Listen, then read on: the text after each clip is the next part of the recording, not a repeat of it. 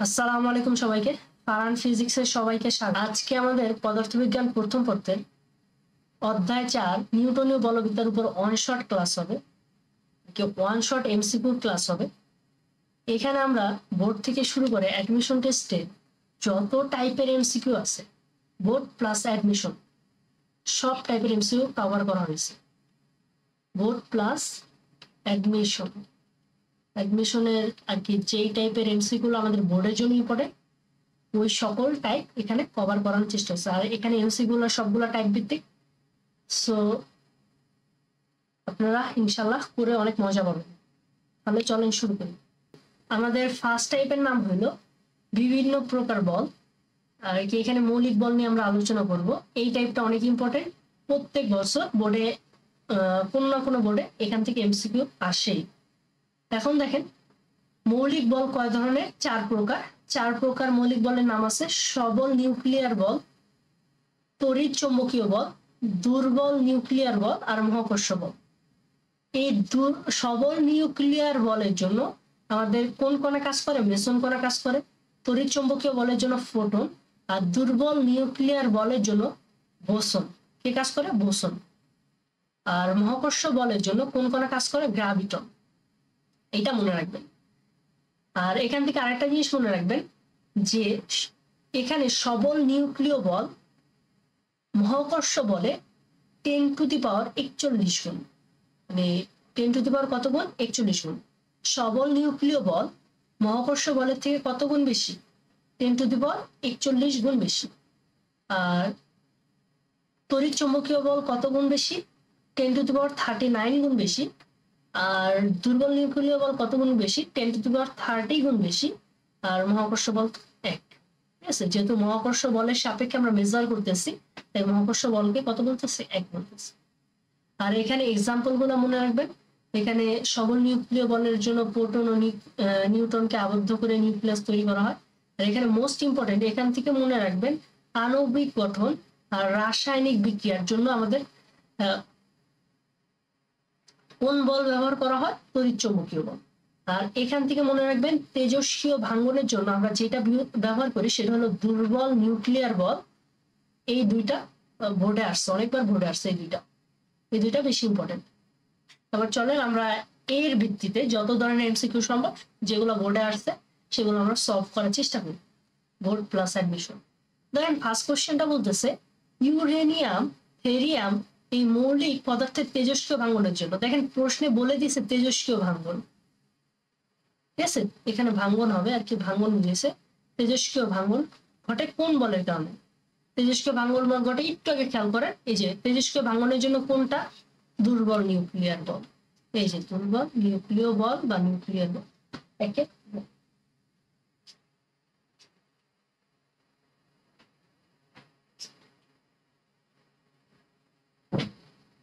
আচ্ছা, তারপর দেখেন সবল নিউক্লিয় বলের জন্য কোন কণা দায়ী? একটু আগে দেখেন, একটু আগে স্লাইড দেখেন, সবল নিউক্লিয় বলের জন্য কোন কণা দায়ী? মেসন দায়ী।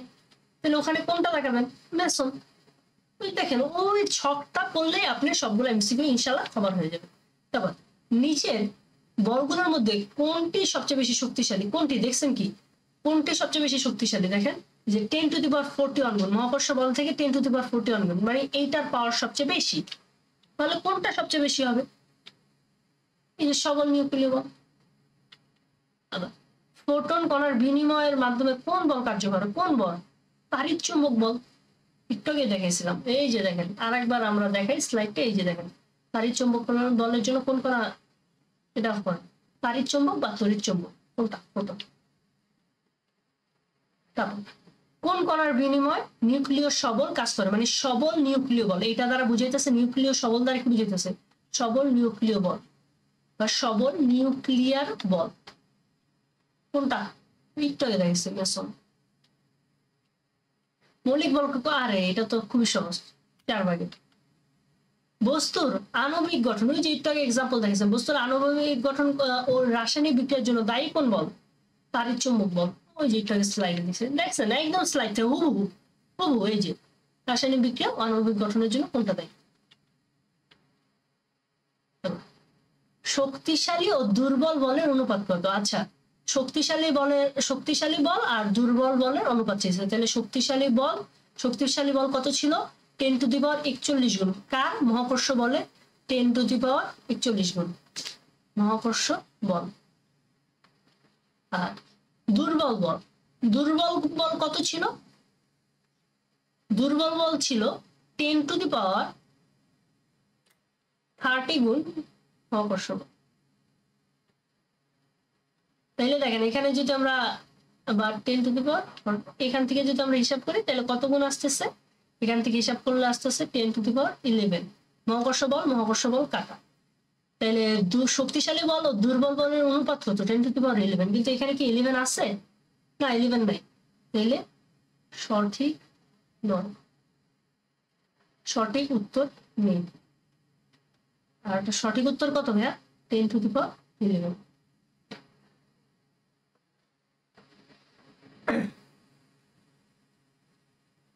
আচ্ছা চলেন তাহলে আমরা নেক্সট টাইপে শিফট করি। টাইপ 2, এটার নাম হলো নিউটনের 3টি সূত্র।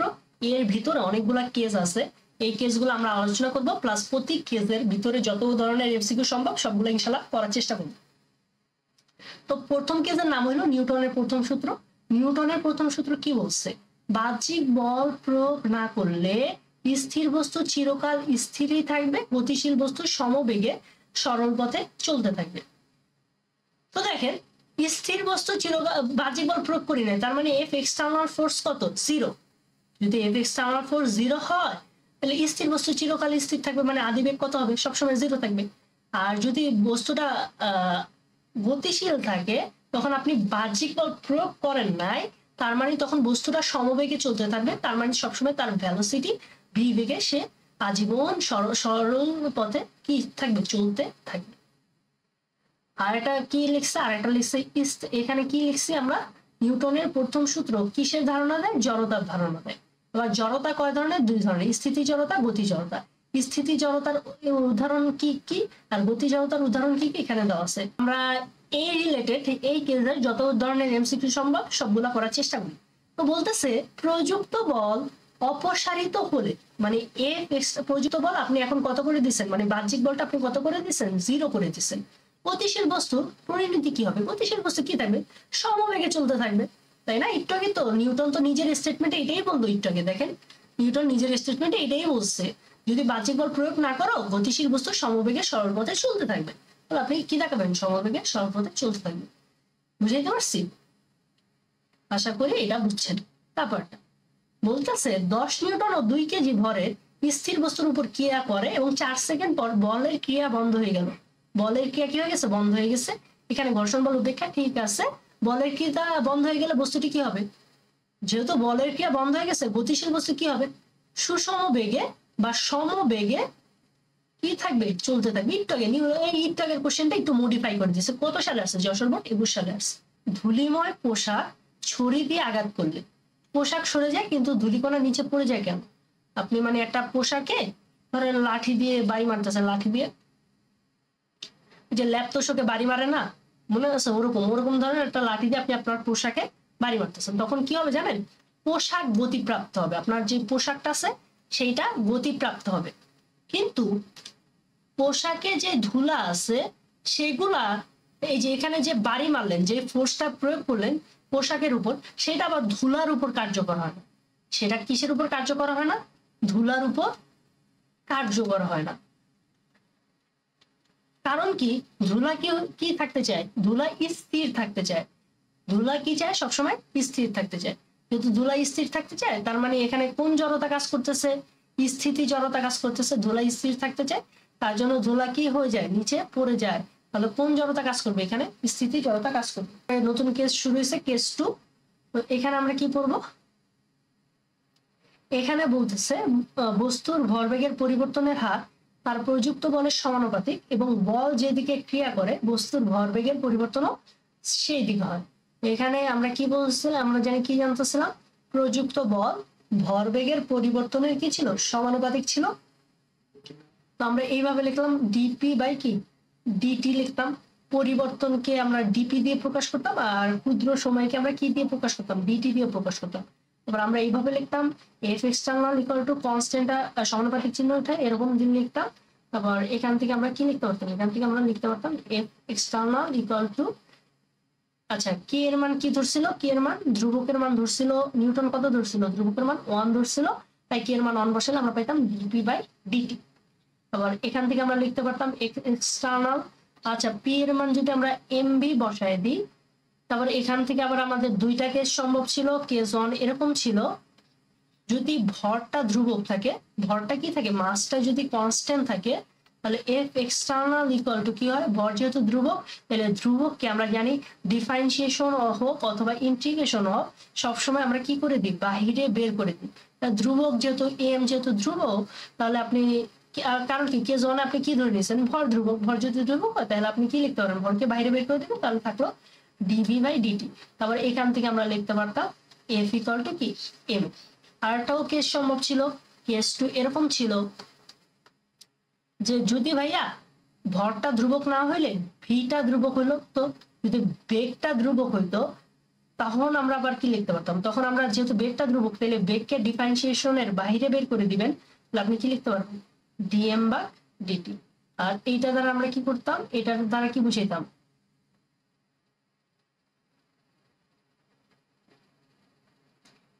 আচ্ছা ডিএম বা ডিটি দ্বারা আমরা কি বুঝাইতাম, ভরের পরিবর্তনের হার, ঠিক আছে। আর কি এই টাইপের আন্ডারে যতগুলো কেস আছে ওই কেসগুলো আমরা আলোচনা করার চেষ্টা করব এই কেসের আন্ডারে। এক নম্বরে নাম হলো ভরবেগের সংরক্ষণশীলতার নীতি। তো ভরবেগের সংরক্ষণশীলতার নীতি আমরা এইরকম শিখছিলাম যে আদি ভরবেগের সমষ্টি ইকুয়াল টু শেষ ভরবেগের কি সমষ্টি। তারপর আমরা যদি মান হিসাবে লিখতাম এইরকম লিখতে পারতাম summation of M U equal to summation of M B. তারপর আমরা এভাবেও লিখতে পারতাম M one U one plus M two U two equal to M one B one plus M two V two. এগুলো আমরা ভরবেগের সংরক্ষণশীলতার নীতিতে লিখতাম। আর এইটা আরসিএম এ ভরবেগের সংরক্ষণশীলতার নীতি একটু আমরা লিখছিলাম এফ ইকুয়াল টু এম এ। এখানে যদি আপনি বাহ্যিক বলকে শূন্য ধরেন তাহলে আপনি লিখতে পারবেন এম, এ মানে কি ত্বরণ, ত্বরণ ইকুয়াল টু লেখা যায় বেগের পরিবর্তন বাই সময়। তারপর সময়টা এই পাশে চলে আসে 0 গুণ T M V minus U. তারপর আলটিমেট এখানে চলে আসে 0 equal to M V minus M U. M ইউটাকে আমরা যদি এই পাশে নিই এম ভি চলে আসে, আর উভয় পক্ষে যদি সামেশন যোগ করে দেন এরকম এবং চলে আসে। এটা হলো ভরবেগের সংরক্ষণশীলতার নীতি। সলভ করার চেষ্টা করি। স্থির অবস্থায় থাকা মানে আদিবেগ 0 একটি বস্তু, ধরেন ভরহাতের এম ভরের একটা বস্তু ছিল, বিস্ফোরণের ফলে সেই বস্তুটা M1 ও M2 ভরের দুইটি খণ্ডে ভাগ হয়ে যায়। দুইটি বিপরীত দিকে, মানে M1টা বেগ পাইছে V1 এর আর M2টা বেগ পাইছে V2, বিভক্ত হয়ে গেলে V1 ও V2 এর অনুপাত কত হবে। তাহলে যেহেতু বিস্ফোরণ হয়েছে মানে জিনিসটা এরকম ছিল, এখানে একটা এম ভরের বস্তু ছিল, তারপর বিস্ফোরণ হইলো, এখানে বস্তু দুইটা কি বিপরীত দিকে, দুইটি বিপরীত দিকে যথাক্রমে, আচ্ছা দুইটা বিপরীত দিকে চলে গেছে, দুইটা বস্তু বিপরীত দিকে চলে গেছে, ধরেন এদিকে একটা V1 ভরের বস্তু গেছে, এদিকে একটা V2 ভরের বস্তু গেছে। এখন আপনি এখানে লক্ষ্য রাখবেন পুরা কোশ্চেনে কোথাও বল সম্পর্কে কিছু বলা নাই, এফ সম্পর্কে কিছু বলা নাই। এরকম টাইপের যখন কোশ্চেন পাবেন বল সম্পর্কে কিছু বলা নাই, তখন আপনি ভরবেগের সংরক্ষণশীলতার নীতি খাটাবেন। তাহলে যেহেতু বল সম্পর্কে কিছু বলা নাই, তাহলে আমরা এখানে কোন সূত্র খাটাবো, ভরবেগের সংরক্ষণ সূত্র খাটাবো। এখন দেখেন এখানে এটা ছিল বস্তুর ইনিশিয়াল অবস্থার বস্তুর বেগ ছিল 0, আর এটা ছিল বস্তুর ফাইনাল অবস্থায় একটা V1 পাইছে M1 আর V2 পাইছে M2। আচ্ছা তাহলে আমরা কি জানি আদি ভরবেগের সমষ্টি ইকুয়াল টু শেষ ভরবেগ সমষ্টি। তাহলে আদি ভর গুণ আদি বেগ ইকুয়াল টু শেষ ভর। দেখেন শেষ ভর একটা হলো M1 আর একটার বেগ হলো V1 প্লাস M2 V2। আচ্ছা এখানে যদি আমরা ক্যালকুলেশন সলভ করি তাহলে এখানে কি পাবো, ও আচ্ছা এখানে আরেকটা জিনিস করছে, দেখেন এই V1টা আমি কোন দিকে ধরে নিয়েছি, ডান দিকে ধরে নিয়েছি, তাহলে V1টা কি পজিটিভ, আর V2টা আমি ধরে নিয়েছি কোন দিকে, বাম দিকে, তাহলে V2টাকে আপনি ধরে নেবেন কি কেমন বেগ, এটা হলো নেগেটিভ বেগ, তাহলে মাইনাস V2 দিবেন। এবার 0 equal two M1 V1 minus M2 V2। যেহেতু দুইটা পরস্পর বিপরীত দিকে চলে গেছে, তাহলে আমি যদি v1 কে পজিটিভ বেগ ধরি, v2 কে কি ধরে নিব, নেগেটিভ, যেহেতু দুইটা বিপরীত দিকে গেছে। m1 v1 equal to m2 v2। আমার কাছে কি চাইছে, আমার কাছে চাইছে যে v1 ও v2 অনুপাত। আমার কাছে কি চাইছে দেখেন, প্রশ্নে কি চাইছে, v1 ও v2 অনুপাত কত।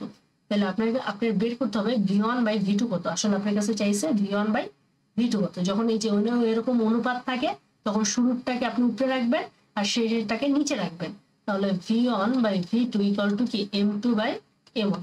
তাহলে কোনটা অ্যান্সার, খ নাম্বারটা অ্যান্সার। আশা করি পারবেন।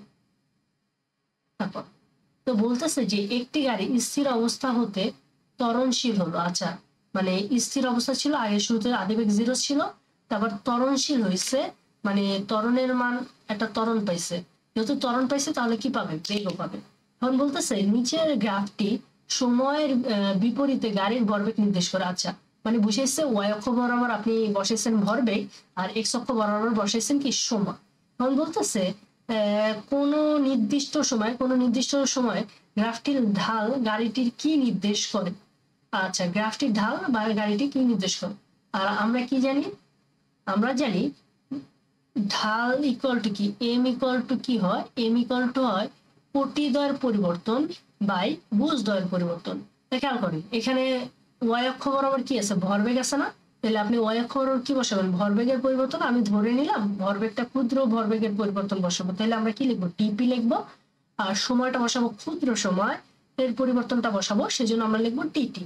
আর আমরা জানি ডিপি ভাগ, এই যে একটু আগে প্রমাণ করে আসছি যে নিউটনের ফার্স্ট সূত্রে ডিপি বা ডিটি ইকুয়াল টু কি ফোর্স, মানে এফ। তাহলে ডিপি বা ডিটি ইকুয়াল টু কি নির্দেশ করে, প্রযুক্ত বল, মানে এফ নির্দেশ করে। তাহলে কই প্রযুক্ত বল আছে, হ্যাঁ যে প্রযুক্ত বল। আচ্ছা, তারপর কোশ্চেনটা বলতেছে 40 কেজি ভরের একটা বস্তু, 60 কেজি ভরের বস্তু 10 মিটার, একটা হলো 40 কেজি ভরের বস্তু হলো 10 মিটার পার সেকেন্ড বেগে গতিশীল m1 m2, আর 5 মিটার পার সেকেন্ড বেগে বিপরীত দিকে 60 কেজি ভরের বস্তু গতিশীল, মানে u2 দেওয়া আছে, বিপরীত দিকে বলা আছে, তার মানে u2টা নেগেটিভ হবে, এটুকু আপনি বুঝতে পারছেন। আর ধাক্কার পর বস্তুটা একত্রে যুক্ত হয়ে কত বেগে চলবে।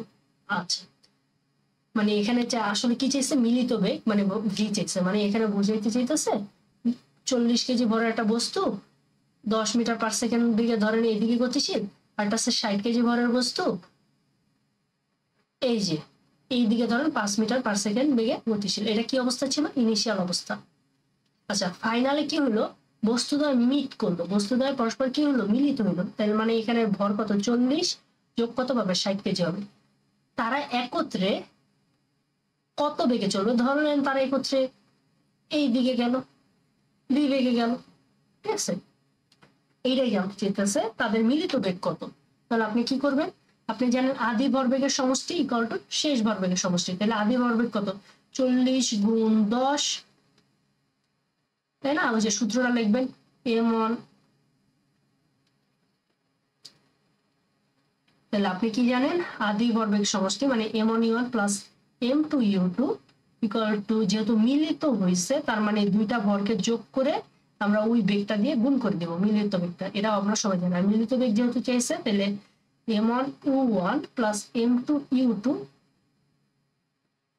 m1 plus m2। এখন খেয়াল করেন, এখন জাস্ট আপনি ডাটা বসাবেন আর বেগ বাই করবেন। ডাটা কত, একটা যদি 40 হয় তার বেগ হলো 10 আছে, এটা যদি 60 হয় তার বেগ আছে 5। আর তার বেগ যেহেতু বিপরীত দিকে করতেছিল, আর আমরা 5 কে ধরছি নেগেটিভ, যে এখানে বলাই আছে, যেহেতু তারা পরস্পর বিপরীত দিকে অগ্রসর হয়, তাহলে 5 কত লিখবেন, নেগেটিভ 5 লিখবেন। 40 প্লাস কত লিখবেন, 60 লিখবেন। এখানে ক্যালকুলেশন করলে আপনার চলে আসবে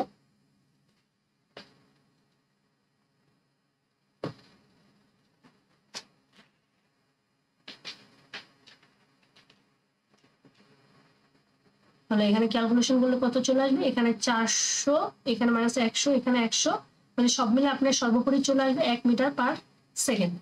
1 মিটার পার সেকেন্ড অপশনে আছে, হ্যাঁ এই যে গ নাম্বার হবে। তারপরে কোশ্চেনটা বলতেছে যে 1 কেজি ভরের একটি বুলেট 100 মিটার পার সেকেন্ড বেগে 1 কেজি ভরের একটি কাঠের টুকরাকে আঘাত করলে বুলেট বিদ্ধ কাঠের টুকরাটির গতিবেগ কত।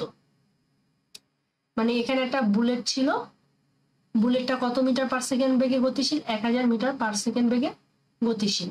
আর এখানে একটা ধরেন কাঠের টুকরা আছে, সেই কাঠের টুকরা শুরুতে কিছু, যেহেতু কাঠের টুকরা কি আছে, একটি কাঠের টুকরা আঘাত করলো, যেহেতু কিছু বলে না কাঠের টুকরা সম্পর্কে, কাঠের টুকরা শুরুতে স্থির ছিল। আর বুলেটের ভর দেওয়া আছে 1 গ্রাম, তার মানে এটা 1 গ্রাম মানে 10⁻³ কেজি। আর কাঠের ভর কত ছিল? 1 কেজি ভরের কাঠের টুকরা 1 কেজি। তারপর একটু পর যখন বুলেটটা কাঠের ভিতর ঢুকে যাবে, কাঠের তক্তার ভিতর ঢুকে যাবে, মানে কাঠের ভিতর বিদ্ধ হবে, তখন কি হবে? এইটা একটু গতিশীল হবে বুলেটটা ভিতর ঢোকার কারণে। কাঠের টুকরোটা কি হবে? এই এদিকে একটু মুভ করবে, ডান দিকে একটু মুভ করবে। তো মুভ করার ফলে তাহলে কোন বেগে গতিশীল হবে? একটা মিলিত বেগে গতিশীল হবে। তাহলে কোন সূত্র? ওই যে আগের মতো, এটা ছিল ইনিশিয়াল অবস্থা, এটা হলো কি অবস্থা? ফাইনাল অবস্থা। ইনিশিয়াল অবস্থায় কি হবে? যে এখানে 10 টু, এখানে আবার ওই যে সূত্রগুলো আমি আরেকবার লিখে দিতেছি। u2 ইকুয়াল টু, যেহেতু মিলিত বেগ তাহলে দুইটা ভরকে যোগ করবেন আর তারা যে বেগে গতিশীল সেই বেগটা লিখে দেবেন। তাইলে এখানে 10⁻³ গুণ 1000 প্লাস 1 গুণ 0 ইকুয়াল টু 10⁻³ প্লাস 1 আর ভিটা দরকার। এখান থেকে আমরা ভিটা ক্যালকুলেশন করলে আমাদের চলে আসবে আমাদের চলে আসবে 0.9399 মিটার পার সেকেন্ড। আমাদের অ্যান্সার কত হবে? V equal to 0.399 second. তারপরটা কি বলতেছে? সংঘর্ষের ফলে বস্তুদ্বয় মিলিত হলে মিলিত বেগ কত হবে? একটা বস্তু 15 মিটার পার সেকেন্ড বেগে গতিশীল, আর একটা বস্তু 10 কেজি ভরের বস্তু 15 মিটার পার সেকেন্ড বেগে গতিশীল, আর 20 কেজি ভরের বস্তু 5 মিটার পার সেকেন্ড বেগে গতিশীল। দেখেন দুইটা বিপরীত দিকে গতিশীল। আর ইউটি যেহেতু এক্স অক্ষের ঋণাত্মক দিকে, তাহলে ইউটির মান ধরে নেবেন, কত ধরে নেবেন? -5, যেহেতু বিপরীত দিকে আছে। এখন মিলিত বেগ যেহেতু চাইছে, সূত্র কি? m1u1 plus m2u2 equal to m1 plus m2 into V. মিলিত বেগ হলো ভি, তাহলে ভি ইকুয়াল টু লেখা যাইতেছে আমাদের m1u1 plus m2u2 divided m1 plus m2। তাহলে এখান থেকে যদি আমরা সব ডাটা বসাই দিই, 10-এর সাথে 15 গুণ করবেন, আর এখানে 20-এর সাথে 5-এর সাথে -5 গুণ করবেন, আর এখানে 10-এর সাথে কত গুণ করবেন? 20 গুণ করবেন। 10-এর সাথে 20 যোগ করবেন। তাহলে এখান থেকে আপনাদের অ্যান্সারটা চলে আসবে 5/3 মিটার পার সেকেন্ড। 5/3। তারপর কোশ্চেনটা বলতেছে নিউটনীয় বলবিদ্যা অনুসারে কোনটি ধ্রুব নয়? আচ্ছা, এখানে ভর কিন্তু ধ্রুব, কারণ ভর একটা স্কেলার রাশি। ভর কি রাশি ছিল? স্কেলার রাশি ছিল। স্থান ও স্কেলার রাশি, এটাও ধ্রুব। কাল, সময় একটা স্কেলার রাশি, তাহলে এটা ধ্রুব। তাহলে কোনটা ধ্রুবক না?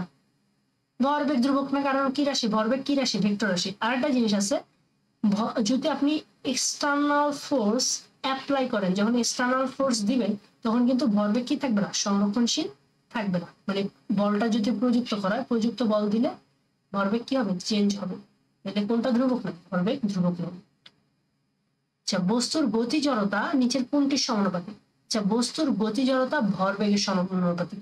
দুইটা জিনিস মনে রাখবেন, একটা হলো স্থিতি জড়তা, স্থিতি জড়তা ভরের সমানুপাতিক। স্থিতি জড়তা, একটা জিনিস মনে রাখবেন, স্থিতি জড়তা কার সমানুপাতিক? ভরের সমানুপাতিক। দেখেন, একটা বস্তু তখনই স্থির থাকবে যার ভর বেশি।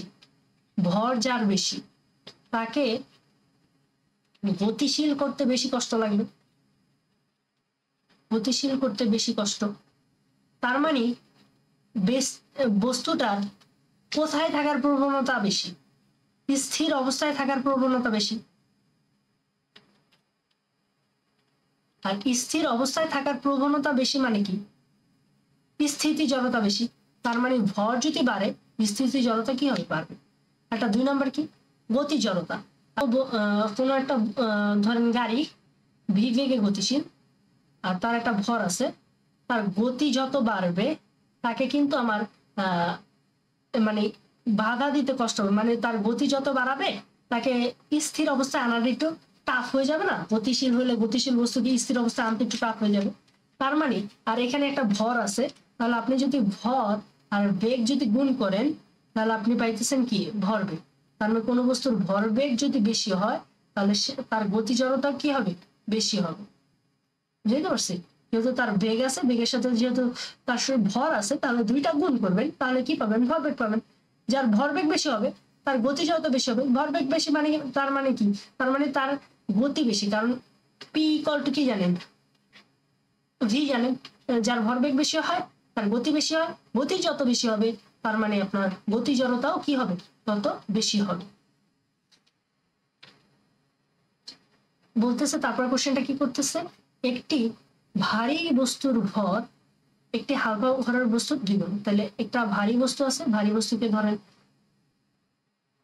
বড় হাতের এম, আর হালকা বস্তুকে ধরেন ছোট হাতের এম। হালকা বস্তুর ভরে আর ভারী বস্তুটা আবার হালকা বস্তুর ভরের পর গুণ দ্বিগুণ।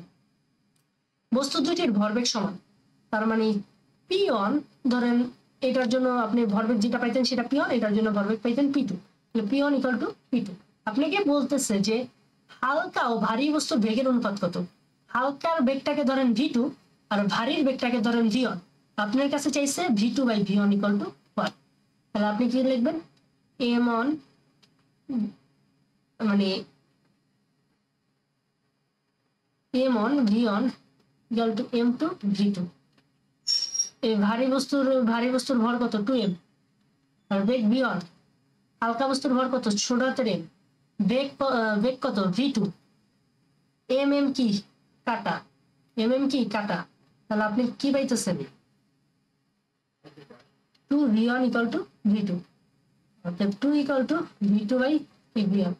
তাহলে কোনো কিছুর সাথে কিছু নাই মানে কত আছে, ওয়ান আছে।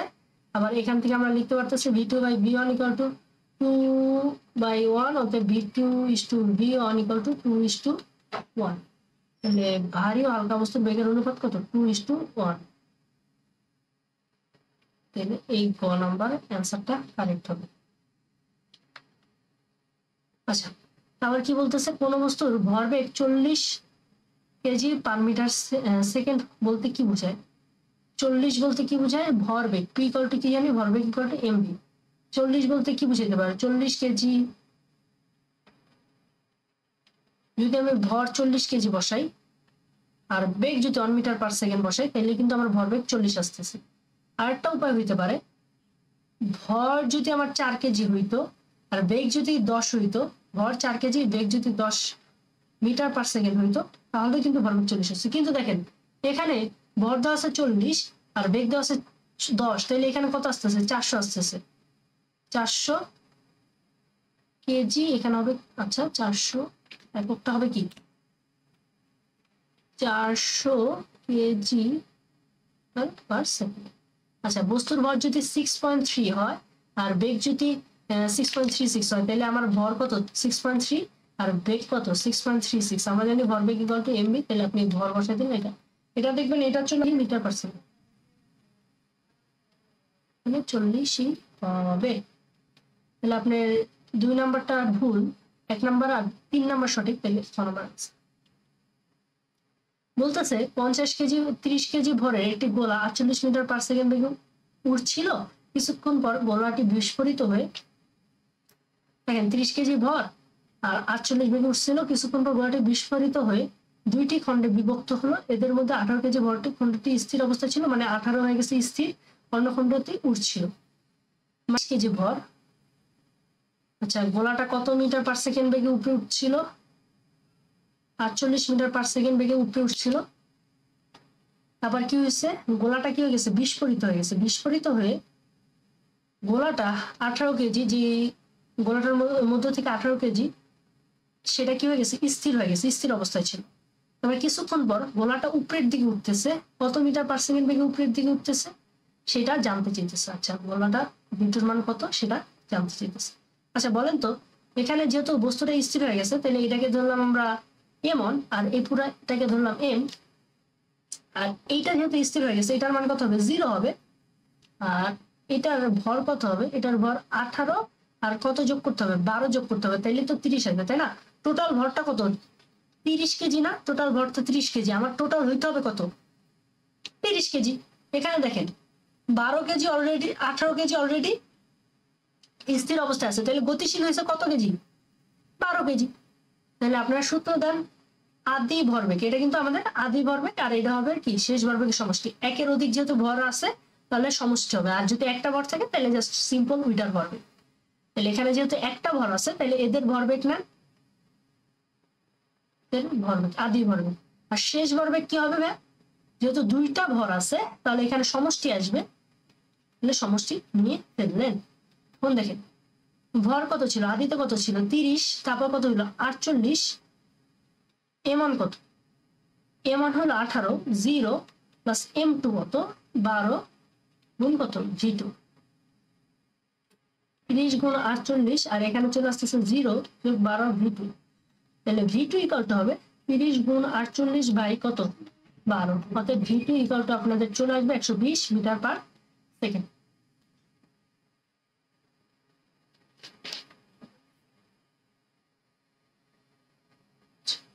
তারপরের কোশ্চেনটা খেয়াল করি, বন্ধু একটা বুলেট আছে। আচ্ছা বন্ধু বুলেটের কনসেপ্ট একটু বুঝাই দিই।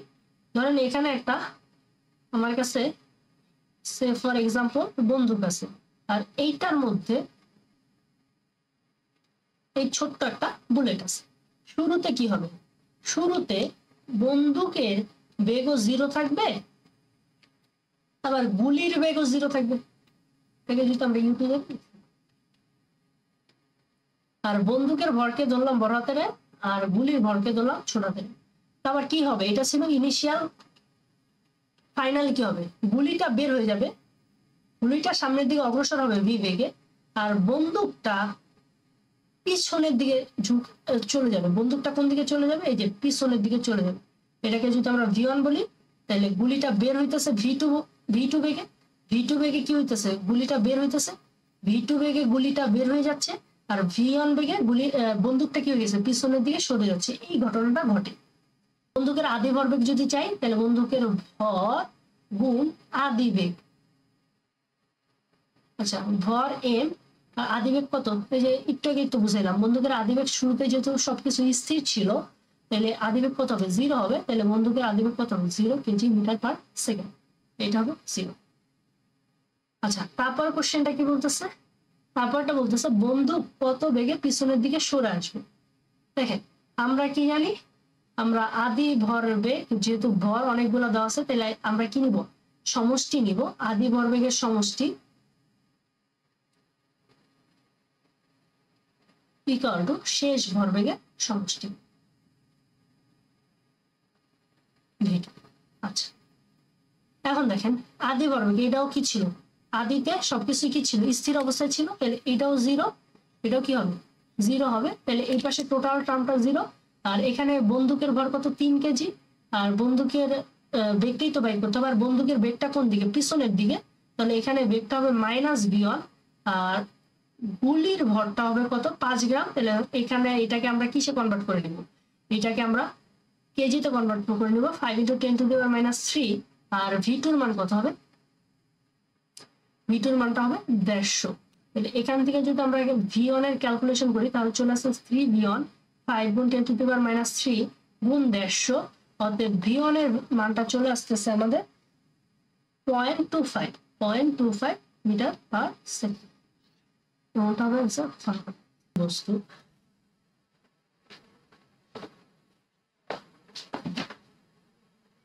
আচ্ছা কোনো একটি সরলরেখায় 5u বেগে চলমান m ভরের একটি বস্তু। দেখো এখানে আদি বেগ u1 কত দেওয়া আছে 5u বেগে চলমান একটি বস্তু 5u, আর ভর কত দেওয়া আছে m ভরের, ভর দেওয়া আছে m।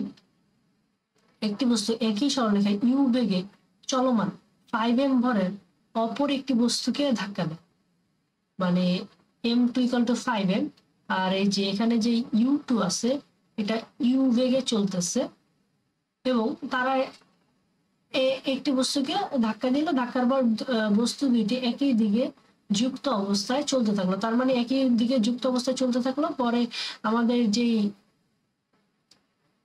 এমটা আসলো সেই এমটা কত হবে m1 + m2, কারণ তারা একই সাথে যুক্ত অবস্থায় চলতেছে, তার মানে m + 5m, তার মানে বড় হাতের m এর মান কত 6m।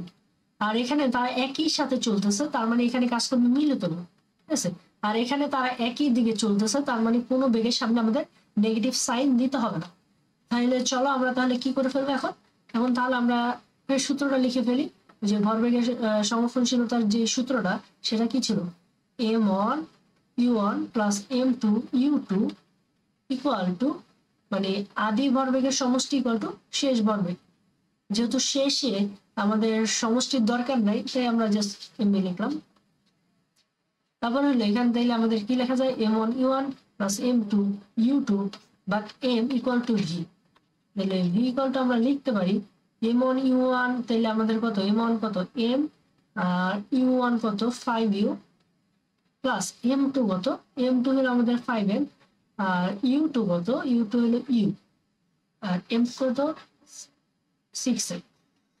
এখান থেকে যদি আমরা হিসাব নিকাশ করি তাহলে আমাদের চলে আসবে 5mu 5mu, তাহলে 10mu চলে আসবে, নিচে চলে আসবে 6m, mm কাটা, তাহলে এখানে আচ্ছা তাহলে আমরা যদি কাটাকাটি করি তাহলে এখানে চলে আসবে 10/6u, 10/6u কই এই যে। তারপর বলতেছে কোন নিত্যতার সূত্র জেট ইঞ্জিন বা রকেট কার্যনীতির ভিত্তি, রৈখিক ভরবেগের সংরক্ষণশীলতা নীতি। ঠিক আছে, রৈখিক ভরবেগের সংরক্ষণশীলতা নীতি অ্যাপ্লাই করে আর কি এটা করা হয়। আমরা শুরু করতে পারি। নতুন টপিকের নাম হলো বলের ঘাত ও ঘাত বল।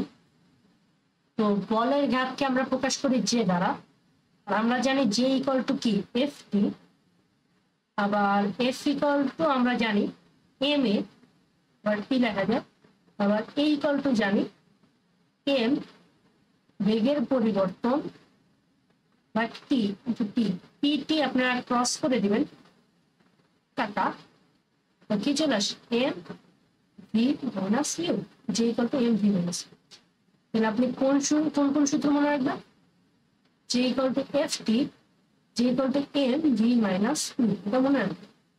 আর এখানে ভি এর পরিচয়টা কি, ভি এর পরিচয়টা হইল সংঘর্ষের পরে বেগ। ভি এর পরিচয়টা হলো সংঘর্ষের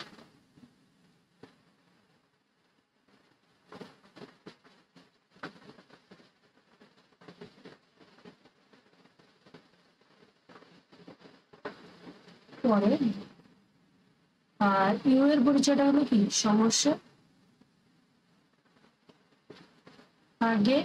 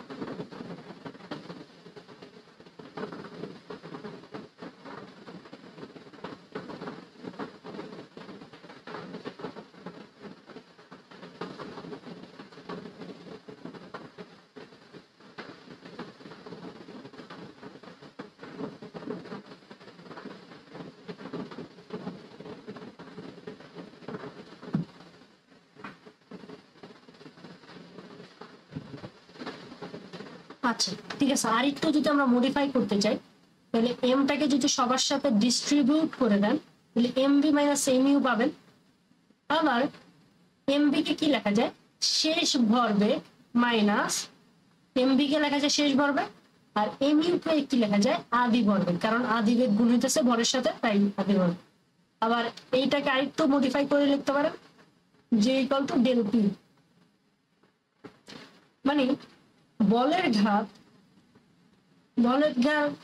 ঘাত কার সমান হবে? ভরবেগের পরিবর্তনের সমান হবে। এই তিনটা মাস্ট মুখস্থ রাখবে। তাহলে আরেকটু যদি আমরা বলতে চাই, এখান থেকে আরো অনেক কিছু বলা যায়, কিন্তু আমরা এমসিকিউ তো পাবো, তো এইখান থেকে আর ডিটেলস আলোচনা করতেছে না, এটুকু মোটামুটি মনে রাখলেই আপনাদের ম্যাথ গুলা করতে সুবিধা হবে, যখন যে আমরা এমসিকিউ করবো। আচ্ছা, আরেকটু বলে দিই, এই যে এখানে যে এফটা বসান না, এই এফটার নাম হলো ঘাত বল। এটাকে এই বৃহৎ মানের যে বলটা আছে সেটাকে বলা হয় ঘাত বল, আর টি এটাকে বলা হয় কি সময়। এই সময়টা কেমন সময়? ক্ষুদ্র সময়। এটা মনে রাখবেন। ফার্স্ট কোশ্চেনটা কি বলতেছে? ফার্স্ট কোশ্চেনে বলতেছে বলের ঘাত হচ্ছে বলের ক্রিয়াকারণের গুণফল। ঠিক আছে, বলের ঘাত যে কলটা আমরা কি পড়ছিলাম, যে কলটা আমরা পড়ছিলাম এফ টি, তার মানে বল ও সময় গুণফল। তারপর যে কলটা আমরা পড়ছিলাম ভরবেগের পরিবর্তন। আচ্ছা, 2 নম্বরও ঠিক আছে। তারপর কি বলছে? ভরবেগের পরিবর্তনের হার। না, আমরা ভরবেগের পরিবর্তন হার পড়িনি, আমরা পড়ছি যে কলটা ভরবেগের পরিবর্তন। তাহলে হবে কত? 1 ও 2। বলের সাথে কোন রাশিটির সাংখ্যিক মান বলের ঘাতের সাথে, দেখেন প্রশ্ন করতেছে বলের ঘাতের সাথে কোন রাশিটির সাংখ্যিক মান সমান রৈখিক ভরবেগের পরিবর্তন। দেখেন এই যে ইকুয়াল টু কি পাইছেন? এফ পি পাইছেন না? যে মানে হলো বলের ঘাত, আর ডেল পি মানে রৈখিক ভরবেগের পরিবর্তন। কোনটি বলের ঘাতের মাত্রা সমীকরণ? আচ্ছা, বলের ঘাতের মাত্রা সমীকরণ। আচ্ছা, মাত্রা সমীকরণটা একটু বুঝিয়ে দিই। দেখেন আপনি কি পড়ছেন? যে ইকুয়াল টু এফ টি পড়ছেন, আবার এফ ইকুয়াল টু কি লিখতে জানেন? এম এ জানেন। আবার এখন আপনি বলেন তো এম এর একক কি? কেজি, আর ত্বরণের একক কি? মিটার পার সেকেন্ড স্কয়ার, আর সময়ের একক কি? সেকেন্ড। তাহলে এখানে এককটা কি চলে আসলো? KG metre per second. আচ্ছা, এইটা কিন্তু বলের ঘাত প্লাস ভরবেগের একক, দুইটার এককই সেম, এরকম কিন্তু কোশ্চেন আসে।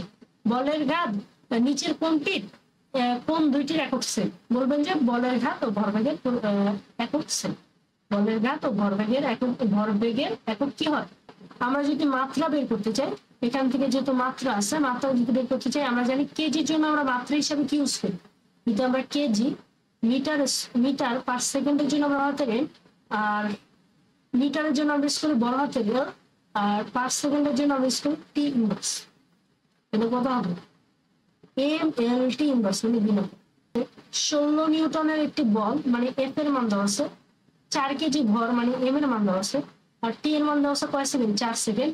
আর বলছে বলের ঘাত মানে জে ইকুয়াল টু কত? জাস্ট নর্মাল সূত্র, জে ইকুয়াল টু এফ টি 16, আর টি এর মান কত? 4। 4 কত? 64। আর বলের একক নিউটন, আর সময়ের একক সেকেন্ড। তাহলে এটাকে আবার লেখা যায় নিউটন সেকেন্ড হলো 64 নিউটন সেকেন্ড। আরেকবার বলতেছি, যে ইকুয়ালটা আমরা জানি এফ টি, তো বলের একক কি? নিউটন, আর সময়ের একক কি? সেকেন্ড। মানে এটাকে আরেকটা এককে লেখা যায় নিউটন সেকেন্ড। অথবা আপনি চাইলে লিখতে পারেন কি, ওই যে কেজি মিটার পার সেকেন্ড, এটা লিখতে পারেন, আপনার ইচ্ছা কোনটা লিখতে। তারপর কোশ্চেনটা, এখানে দুইটা সার্কাস কর্মী আছে, একজন 8 মিটার পার সেকেন্ড থেকে নিচে নামতেছে, আর একজন 12 মিটার পার সেকেন্ড থেকে 12 মিটার পার সেকেন্ড থেকে উপরের দিকে উঠতেছে। নিচে নামতেছে 8 মিটার পার সেকেন্ড থেকে, আর একজন 12 মিটার পার সেকেন্ড থেকে একটু উপরে উঠতেছে। এখন বলতেছে এ হতে বি বিন্দুতে যেতে সার্কাস কর্মী এর বেগের পরিবর্তন কত হয়? বেগের কত পরিবর্তন হয়? তাহলে বেগের পরিবর্তন আমরা কি জানি? বেগের পরিবর্তন করলে জানি শেষ বেগ মাইনাস আদি বেগ। এখন শেষ বেগ কোনটা, আদি বেগ কোনটা, এটা বুঝতে হবে। দেখেন বলতেছে এ হতে বি বিন্দুতে যেতে পরিবর্তন কত। আপনাকে বলতেছে যে এ থেকে আপনি বি তে যাইতে পরিবর্তন কত, তাইলে দেখেন শেষ কোনটা? বি, আদি কোনটা? এ। তাহলে শেষ বেগ কোনটা বসাবেন? বি এর বেগ বসাবেন, মাইনাস আদি কোনটা বসাবেন? এ বসাবেন। আর আপনি যদি একটু খেয়াল করেন, এই যে বি এর বেগটা উপরের দিকে উঠতেছে, কত মিটার পার সেকেন্ড বেগে? 12। তাহলে এখানে ভি এর জায়গায় কত বসাবো? ভি এর জায়গায় 12, আর এর বেগটা নিচের দিকে নামতেছে কত 8 মিটার পার সেকেন্ড বেগে। আর আমরা জানি নিচের দিকে যদি নামে তাহলে বেগটাকে আমরা কি দিব মাইনাস দিব, কারণ নিচের দিকে কি হয় নিচের দিকটা হলো ওয়াই অক্ষের কোন দিক নেগেটিভ দিক, ওয়াই অক্ষের নেগেটিভ দিকে আমরা ভেলোসিটি কোনটা ধরবো মাইনাস ধরবো। তাহলে এখানে পরিবর্তন আসলে কত আসে 20। 2 কেজি ভরের একটি বস্তু আনুভূমিক সরলরৈখিক পথে, 2 কেজি ভরের একটা বস্তু আছে আনুভূমিক সরলরৈখিক পথে, আচ্ছা আনুভূমিক সরলরৈখিক পথে 5 মিটার পার সেকেন্ড বেগে 5 মিটার পার সেকেন্ড বেগে একটি দেয়াল আঘাত হলো। আচ্ছা একটা দেয়াল আছে, দেয়ালে আনুভূমিক সরলরৈখিক পথে 5 মিটার পার সেকেন্ড বেগে আঘাত করছে, অথবা 3 মিটার পার সেকেন্ড বেগে দেওয়াল হতে প্রতিক্ষিপ্ত হলো। দেয়ালের সাথে বস্তুটি 0.01 সেকেন্ড যাবত স্পর্শে থাকলো, মানে সময়ের মান দিচ্ছে 0.01 সেকেন্ড। সংস্পর্শে লিপ্ত থাকলে দেয়ালের উপর, এখানে দেখেন প্রশ্নে চাইছে দেয়ালের উপর প্রযুক্ত বল কত। তাহলে আমরা জানি যে ইকুয়াল টু কত, কোনটা ইউজ করবো, এখানে আমরা যে ইকুয়াল টু এফ ইউজ করবো। দেখেন বলের মান কিন্তু দেওয়া নেই, আমার কাছে বলের মান চাইছে।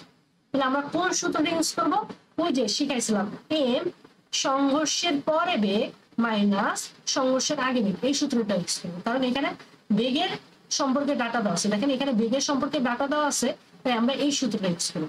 তখন দেখেন এখানে একটা বেগ কোন দিকে যেতেছে, বিপরীত দিকে চলে যেতেছে না, তাহলে এই বেগটা আপনি কত বসাবেন -3 বসাবেন। আর এই বেগটাকে আপনি কত বসাবেন +5 বসাবেন। তাহলে এটা আবার কি, এটা কিন্তু সংঘর্ষের পর বেগ, যে এখানে সংঘর্ষ হয়েছে, সংঘর্ষ হয়ে এই বস্তুটা কোন দিকে যেতেছে, এই যে বিপরীত দিক এদিকে যেতেছে, এটা হলো সংঘর্ষের পরে। আর এটা হলো সংঘর্ষের, এই বেগটা হলো কি সংঘর্ষের আগে। তাহলে এম এর মান কত, এম এর মান হলো 2 কেজি, সংঘর্ষের পরে বেগ কত -3, সংঘর্ষের আগে বেগ কত 5, সংঘর্ষের আগে বেগ কত 5, এখানে চলে আসতেছে -16 নিউটন সেকেন্ড। আবার আমরা কি জানি, আবার আমরা জানি যে ইকুয়াল টু কি এফ টি, অর্থাৎ এফ ইকুয়াল টু কি লেখা যায় জে বাই টি। আবার এফ ইকুয়াল টু কি লেখা যায়, জে এর মান কত -16, আর টি এর মান কত, টি এর মান হলো 0.01 সেকেন্ড, অর্থাৎ এফ এর মান চলে আসবে আমাদের 1600 নিউটন। তাহলে এফ এর মান আমাদের কত নিউটন চলে আসবে, -1600 নিউটন চলে আসবে। তাহলে এফ এর মান কত চলে আসলো, -1600 নিউটন আমাদের চলে আসলো।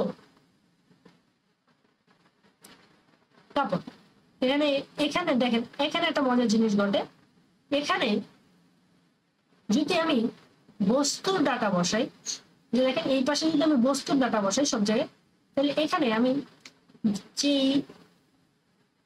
বলটা পাবো, এখানে আমি সূত্র ইউজ করে যে বলটা পাবো সেটা হবে বস্তুর উপর প্রযুক্ত বল। তাহলে বস্তুর ডাটা বসাইলে আপনি কার উপর প্রযুক্ত বল পাবেন, বস্তুর উপর প্রযুক্ত বল। কিন্তু আপনি চাইছে কি দেয়ালের উপর প্রযুক্ত বল না, বলে দিতেছি যেহেতু বস্তুর ডাটা দাও, তাহলে এখানে যে বলটা পাবেন সেটা হবে বস্তুর উপর প্রযুক্ত বল। কিন্তু আপনি কি বস্তুর উপর প্রযুক্ত বল চাইছেন না, আপনি চাইছেন দেয়ালের উপর প্রযুক্ত বল। তার মানে বিপরীত বলটা, যে দেয়াল আছে আর এখানে একটা বস্তু আছে, এখানে কি জিনিসটা দেওয়া আছে, দেয়াল বস্তুকে যে বলে ধাক্কা দিতেছে সেটা -1600 নিউটন, এইটা দেওয়া আছে। আবার বস্তু দেয়ালকে যে ধাক্কাটা দিতেছে সেটা হলো তার বিপরীত দিকে ধাক্কাটা দিবে।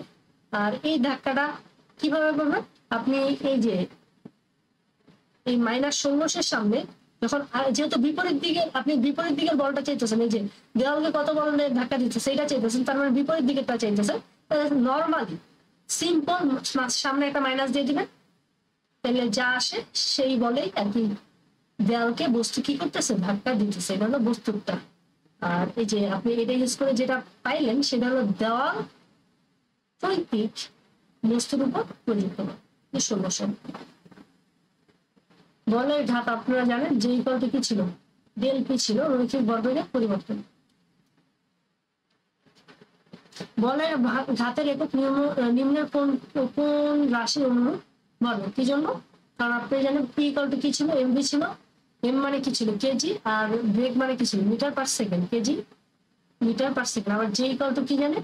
জে ইকুয়াল টু জানেন ভরবেগের পরিবর্তনের সমান, আর ভরবেগের এককটা কি কেজি মিটার পার সেকেন্ড। কেন দেখেন বলের ঘাতের একক আর ভরবেগের একক কি হইল সমান হইল। তারপর তো বলতেছে 4 নিউটন বল 1 সেকেন্ড ধরে 1 সেকেন্ড ব্যাকে পি ক্রিয়া করলে ভরবেগের পরিবর্তন করে। আপনি জানেন জি ইকুয়াল টু কি এফ টি, আবার আপনি জানেন বলের ঘাত ইকুয়াল টু ভরবেগের পরিবর্তনের সমান। এফ এর মান কত দেওয়া আছে 4 নিউটন, আর সময়ের মান 1 সেকেন্ড দেওয়া আছে 4, আর ভরবেগের পরিবর্তন একক KG metre per second. F equal to M এর সম্পর্কিত যত টাইপের ম্যাথ আছে এখানে সব চলে আসছে। 0.25 কেজি ভরের একটি cricket ball 40 metre per second বেগে আসছিল। আচ্ছা, ভরের মান এম এর মান আছে 0.25 কেজি, আর 40 মিটার পার সেকেন্ড বেগে আসছিল, তার মানে আধি বেগ দেওয়া ছিল। আর একজন খেলোয়াড় বলটিকে 0.2 সেকেন্ডে থামায় ফেলছে, মানে সময় দেওয়া আছে। খেলোয়াড় কর্তৃক প্রযুক্ত ভর বল কত?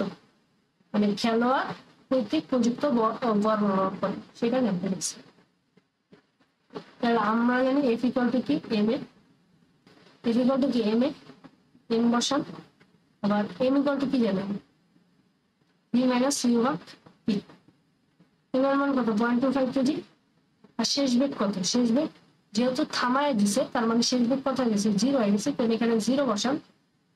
আর আদি বেগ কত বসাবেন 40, আর সময় কত বসাবেন 0.2, আর 0.25 মাইনাস 40 বা 0.2 এখানে বসাইলে আপনার চলে আসবে -50 নিউটন, -50 নিউটন চলে আসবে।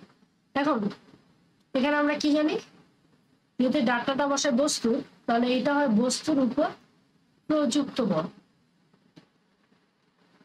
আচ্ছা, বস্তুর উপর কে কে প্রযুক্ত করবে বলটা? বস্তুর উপর কে প্রযুক্ত করবে? খেলোয়াড় করবে। তাহলে আসলে এইটার মিনিংটা কি হলো?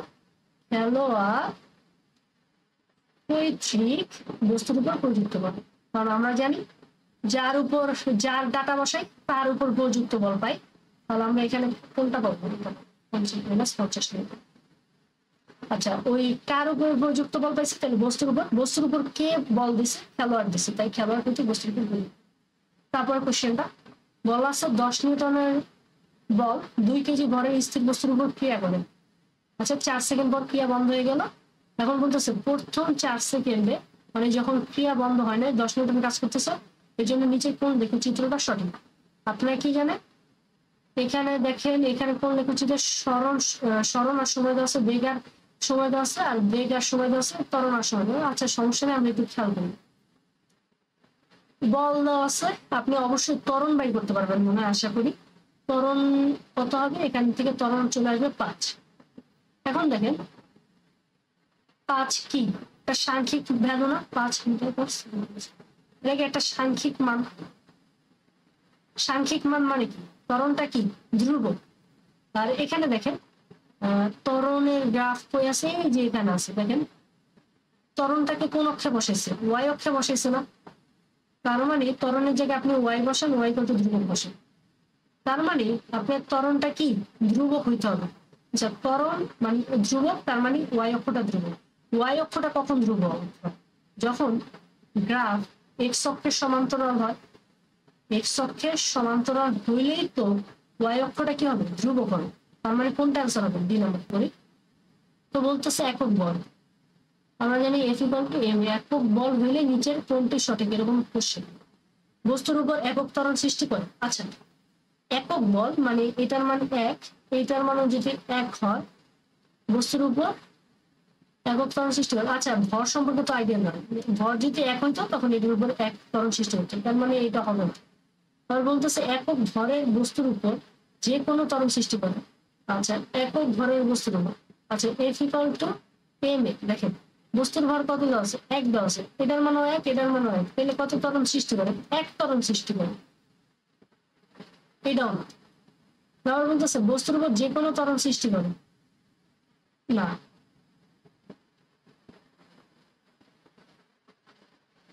আচ্ছা, একক ভরের বস্তুর উপর একক, হ্যাঁ এটা ঠিক আছে। যদি ভরের মান আমি 1 করাই দিই তখন ত্বরণ কত হয়ে যাবে? 1 হয়ে যাবে। তাহলে নেক্সট কোশ্চেনে যাই। নেক্সট কোশ্চেনে কি বলতেছে, দুইটা বস্তুর ভর দেওয়া আছে, মানে m1 দেওয়া আছে আর m2 দেওয়া আছে। এদের বেগ যথাক্রমে, আচ্ছা এদের বেগ যথাক্রমে একটা বস্তুর বেগ দেওয়া আছে, মানে u1 দেওয়া আছে 6 আর u2 দেওয়া আছে কত? 4। আর বলতেছে 2 মিটার দূরত্বে থামাইতে চাইতেছি, তার মানে সরণের মান দেওয়া আছে 2 মিটার, থামাইতে চাইতেছি, তার মানে সবার শেষ বেগ কত হবে? 0। আর বলতেছে মানে এর ত্বরণ কত, মানে প্রথমটি যদি 2 মিটার 2 মিটার দূরত্বে থামাইতে চাই, প্রথমটি যদি 2 মিটার দূরত্বে থামাইতে চাই এর ত্বরণ কত হবে এটা জানতে চাইতেছে।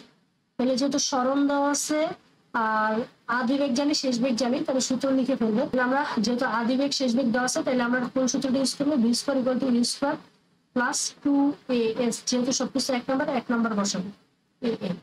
তাহলে এখানে দেখেন, এখান থেকে যদি আমরা বাইর করতে চাই a1 s 2a1 s1 u1 স্কয়ারটাকে ওই পাশে একটু সরায় দেন, সরায় দিলেন, তাহলে a1টা চলে আসবে u1 square minus u1 square by 2s1। অর্থাৎ a1 ইকুয়াল টু হবে v1 স্কয়ার মান কত? v এর মান কত? v1 স্কয়ার শেষ বেগের মান কত? 0 স্কয়ার। আর আদি বেগের মান কত? আদি বেগ স্কয়ারের মান কত? 6। আর সরণের মান কত? সরণের মান হলো 2 মিটার। তাহলে আলটিমেট এখান থেকে ত্বরণ কত চলে আসবে? এখান থেকে আলটিমেট এখান থেকে ত্বরণ চলে আসবে -9 মিটার স্কয়ার। ঠিক আছে, -9 কোণ এই যে এ নাম্বারটা দ্বিতীয় বস্তুকে চাইছে। দ্বিতীয় বস্তুকে যেহেতু চাইছে তাহলে ত্বরণ লিখবো a2 ইকুয়াল টু আমরা কি লিখবো? v2 square minus u2 square by 2s। v2 square কত? v2 স্কয়ার হবে কি 0 square minus 4 square by 2 into 2। আর এখান থেকে তোমার ত্বরণ চলে আসবে -4 মিটার স্কয়ার সেকেন্ড স্কয়ার। তোর এখান থেকে a equal two m2 a2 বসাও, তাহলে m2 এর মান কত ভাইয়া? 5। আর এটার মান কত? -4। তাহলে এখান থেকে চলে আসবে কত? -20 নিউটন, -20 নিউটন ছিল। তারপর কোশ্চেনটা আমরা সলভ করবো। একটি মেশিন গান প্রতি সেকেন্ডে m ভরে n সংখ্যক বুলেট ছুটছে। তাহলে বুলেট ছুটছে কত সংখ্যক? n সংখ্যক। তাহলে একটা বুলেটের ভর কত? ছোট হাতের n, অর্থাৎ nটা বুলেটের ভর কত? nm। ঠিক আছে, আর কয় সেকেন্ডে ছুটছে? প্রতি সেকেন্ডে, মানে ইকুয়াল টু 1 সেকেন্ডে nm ভরের বুলেট আর কি ছোড়া হচ্ছে। এখন বলতেছে বুলেটের বেগ v হলে মেশিন গানের পশ্চাৎমুখী বল কত? আচ্ছা, বুলেটের বেগ মানে শেষ বেগ, বুলেট তো বাইরে আছে, তার মানে শেষ বেগ দেওয়া আছে কত? v।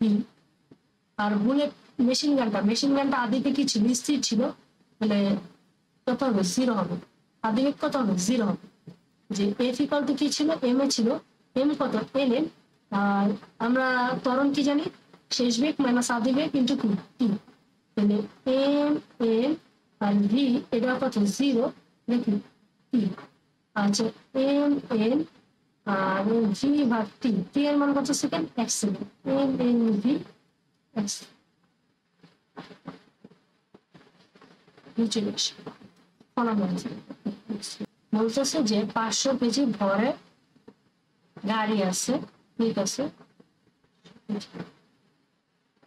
আর বলতেছে একটি গাড়ি 50 কেজি ও 5 জন যাত্রী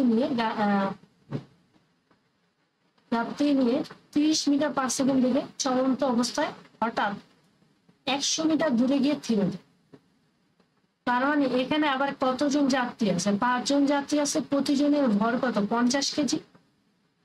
আর এই টোটাল যাত্রী নিয়ে সে কত বেগে যাইতেছে? গতিশীল হইতেছে 30 মিটার পার সেকেন্ড বেগে গতিশীল। আর সে কত মিটার গিয়ে থেমে যায়?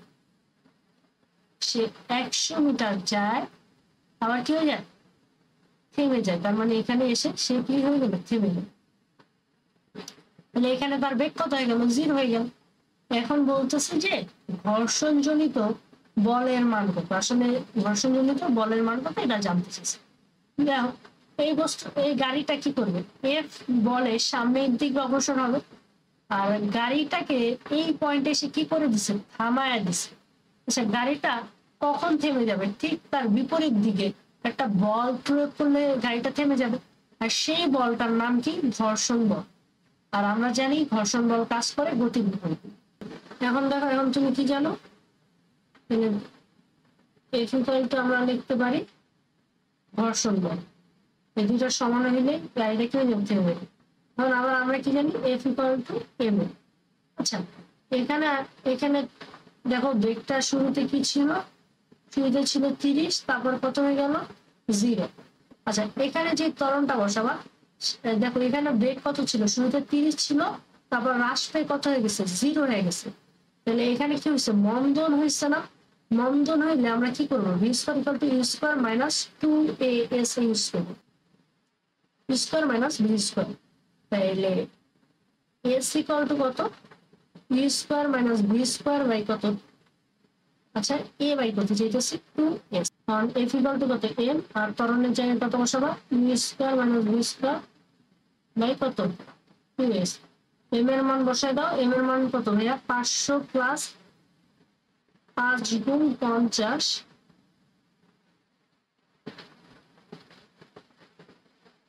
আর এখানে ইউ এর মান কত ছিল, ইউ এর মান ছিল 40, আর সেই বেগ কত 0 স্কয়ার আর 2s, এস কত ভাইয়া 100। এখানে সব টাকা বসাইলে আমাদের তোমার চলে আসবে 3375 নিউটন। আর আমরা জানি এফ যে এফ এর মান যত হবে ঘর্ষণ বল তত হবে, তার মানে ঘর্ষণ বল হবে 3375 নিউটন। 3375 নিউটন। তো বলতেছে কি বলতেছে, তারপর কোশ্চেনটা খেয়াল করো, 72 কিলোমিটার পার আওয়ার বেগে, আচ্ছা 72 কিলোমিটার পার আওয়ার বেগে, 72 কিলোমিটার পার আওয়ার বলতে কি বুঝাইতেছি, 72 কিলোমিটার পার আওয়ার যদি আমরা সেকেন্ডে নিতে চাই 3.6 দ্বারা ভাগ করবো, এখানে চলে আসবে কত ভাইয়া 20 মিটার পার সেকেন্ড। বলতেছে গাড়ি 40.5 মিটার দূরে একটি শিশুকে দেখে 40 মিটার একটা গাড়ি আছে, গাড়িটা 40.5 মিটার দূরত্বে শিশুকে দেখতে পাবে। ভালো, আবার কি বলতেছে, সাথে সাথে ব্রেক করায় শিশুটির 50 মিটার সামনে এসে থেমে গেল। তার মানে শিশু থেকে 50 মিটার সামনে এসে, 50 মিটার সামনে এসে গাড়িটা থেমে গেছে। 50 মিটার মানে কি 0.5 মিটার সামনে এসে গাড়িটা থেমে গেছে। এখন প্রশ্ন করতেছে সাথে সাথে ব্রেক করে হাত থেমে গেছে, গাড়িটি থামতে কত সময় লাগবে, মানে কত সময় লাগলো আর কত বল প্রয়োগ করা হলো, থামাতে কত বল প্রয়োগ করা হলো। আচ্ছা তার মানে গাড়িটা এখানে থেমে গেছে, তাহলে গাড়িটা টোটাল কত দূরত্ব অতিক্রম করছে, পুরাটা ভাইয়া 40.5 আর এতটুকু হলো 0.5, তাহলে এতটুকু অবশ্যই তুমি বলবা ভাইয়া 40 মিটার। তাহলে গাড়িটা কতটুকু দূরত্বে এসে থেমে গেল 40 মিটার। আর গাড়িটার আদি বেগ কত ছিল ভাইয়া, আদি বেগ ছিল 20 মিটার পার সেকেন্ড, আর শেষ বেগ এখানে কত ছিল 0। আচ্ছা এখন আমার কাছে সময় চেয়েছে তাই তো, তাহলে সময়টা কিভাবে বের করবো, আমরা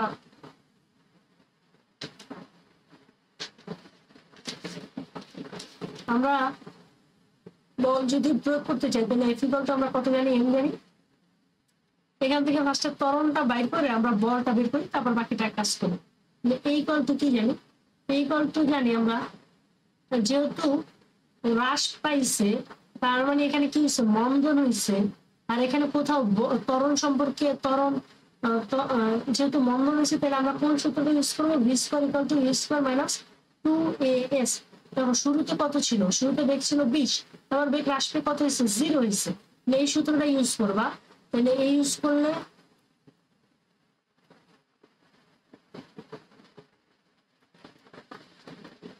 ভাই কত হবে 2s। এবার এখান থেকে ত্বরণটা আশা করি বাই করতে পারবা।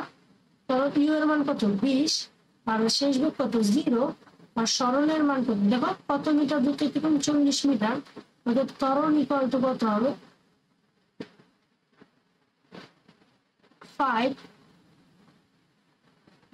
Metre per second. এখন দেখো, এখন তুমি বল বাই করতে পারবে না, এফ ইকুয়াল টু কি জানো, এম এ জানো, এম এর মান কত, কত কেজি দেখো, আর ওই সরল গাড়ির ভর দেওয়া আছে 1000 কেজি, তাহলে এখানে ভর হবে কত 1000, আর ত্বরণ কত হবে, ত্বরণ হলো 5, তাহলে এখানে কত নিউটন হবে 5000 নিউটন, মানে 5 × 10⁻³ নিউটন। আচ্ছা, আরেকটা জিনিস, এখানে দেখো এই বলে গাড়িটা সামনের দিকে অগ্রসর হওয়ার চেষ্টা করছিল, কিন্তু গাড়িটা এই পয়েন্টে থেমে গেছে। তার জন্য থেমে গেছে, ঠিক তার বিপরীত দিকে অবশ্যই ঘর্ষণ বল কাজ করছে বা ব্রেক জনিত বল কাজ করছে, তাই না? ঘর্ষণ বল বা ব্রেক জনিত বল করছে, কাজ করছে। আর বলতেছে গাড়িটি থামাইতে কত বল লাগছে, তার মানে যে ছোট হাতের এফ বা ব্রেক জনিত বল চাইছে, তুমি ছোট হাতের এফ বলতে পারো অথবা ব্রেক জনিত বল বলতে পারো। তাহলে ছোট হাতের এফ ইকুয়াল টু কত হবে, বড় হাতের এফ এর সমান হবে, যেহেতু গাড়িটা সামনের দিকে অগ্রসর হইতে চাইছে আর তাকে থামাইছে কোন বল, পিছনের দিকের বল। আর এই পিছনের দিকের বল আর সামনের দিকের বল যখন সমান হবে তখনই সেটা গাড়িটা থামবে নাকি, অবশ্যই তখনই তো থামবে। মানে তুমি বুঝতে পারতেছো, যেহেতু দুইটা বল সমান হয়েছে তার মানে গাড়িটা কি হয়ে গেছে, স্থির হয়ে গেছে। বলে কি করছে বাইছে, আচ্ছা বল বাইছে 5 × 10⁻³ নিউটন। এইটাই অ্যান্সার হয়। আমরা সময়টাও দেখি 4 সেকেন্ড আসে কিনা, সময়টা কিভাবে বের করবা, অবশ্যই আশা করি তুমি সময় বের করতে পারবা। এই গল্পটা কি জানি, যেহেতু মন্দন হয়েছে তার মানে সূত্রটা একটু উল্টা হয়ে যাবে। আদি বেগের মান কত 20 আর শেষ বেগের মান কত 0, আর আমরা যেহেতু সময় চাইতেছি তাহলে এখানে ত্বরণ আসবে, মানে t = 20 বা ত্বরণের মান কত, ত্বরণের মান হলো 5, অর্থাৎ t = কত সেকেন্ড, 4 সেকেন্ড। আবার বলতেছে কি 60 নিউটন বল, মানে এফ এর মান দেওয়া আছে, এম এর মান দেওয়া আছে, আবার 1 মিনিট ক্রিয়া করে বস্তুটির বেগের পরিবর্তন কত, বেগের পরিবর্তন চাইছে, তার মানে ভি মাইনাস ইউ কত এটা চাইছে। তাহলে তুমি সূত্র লিখবা, সব জানো F equal to M A, M equal to কি ভি মাইনাস ইউ বা টি,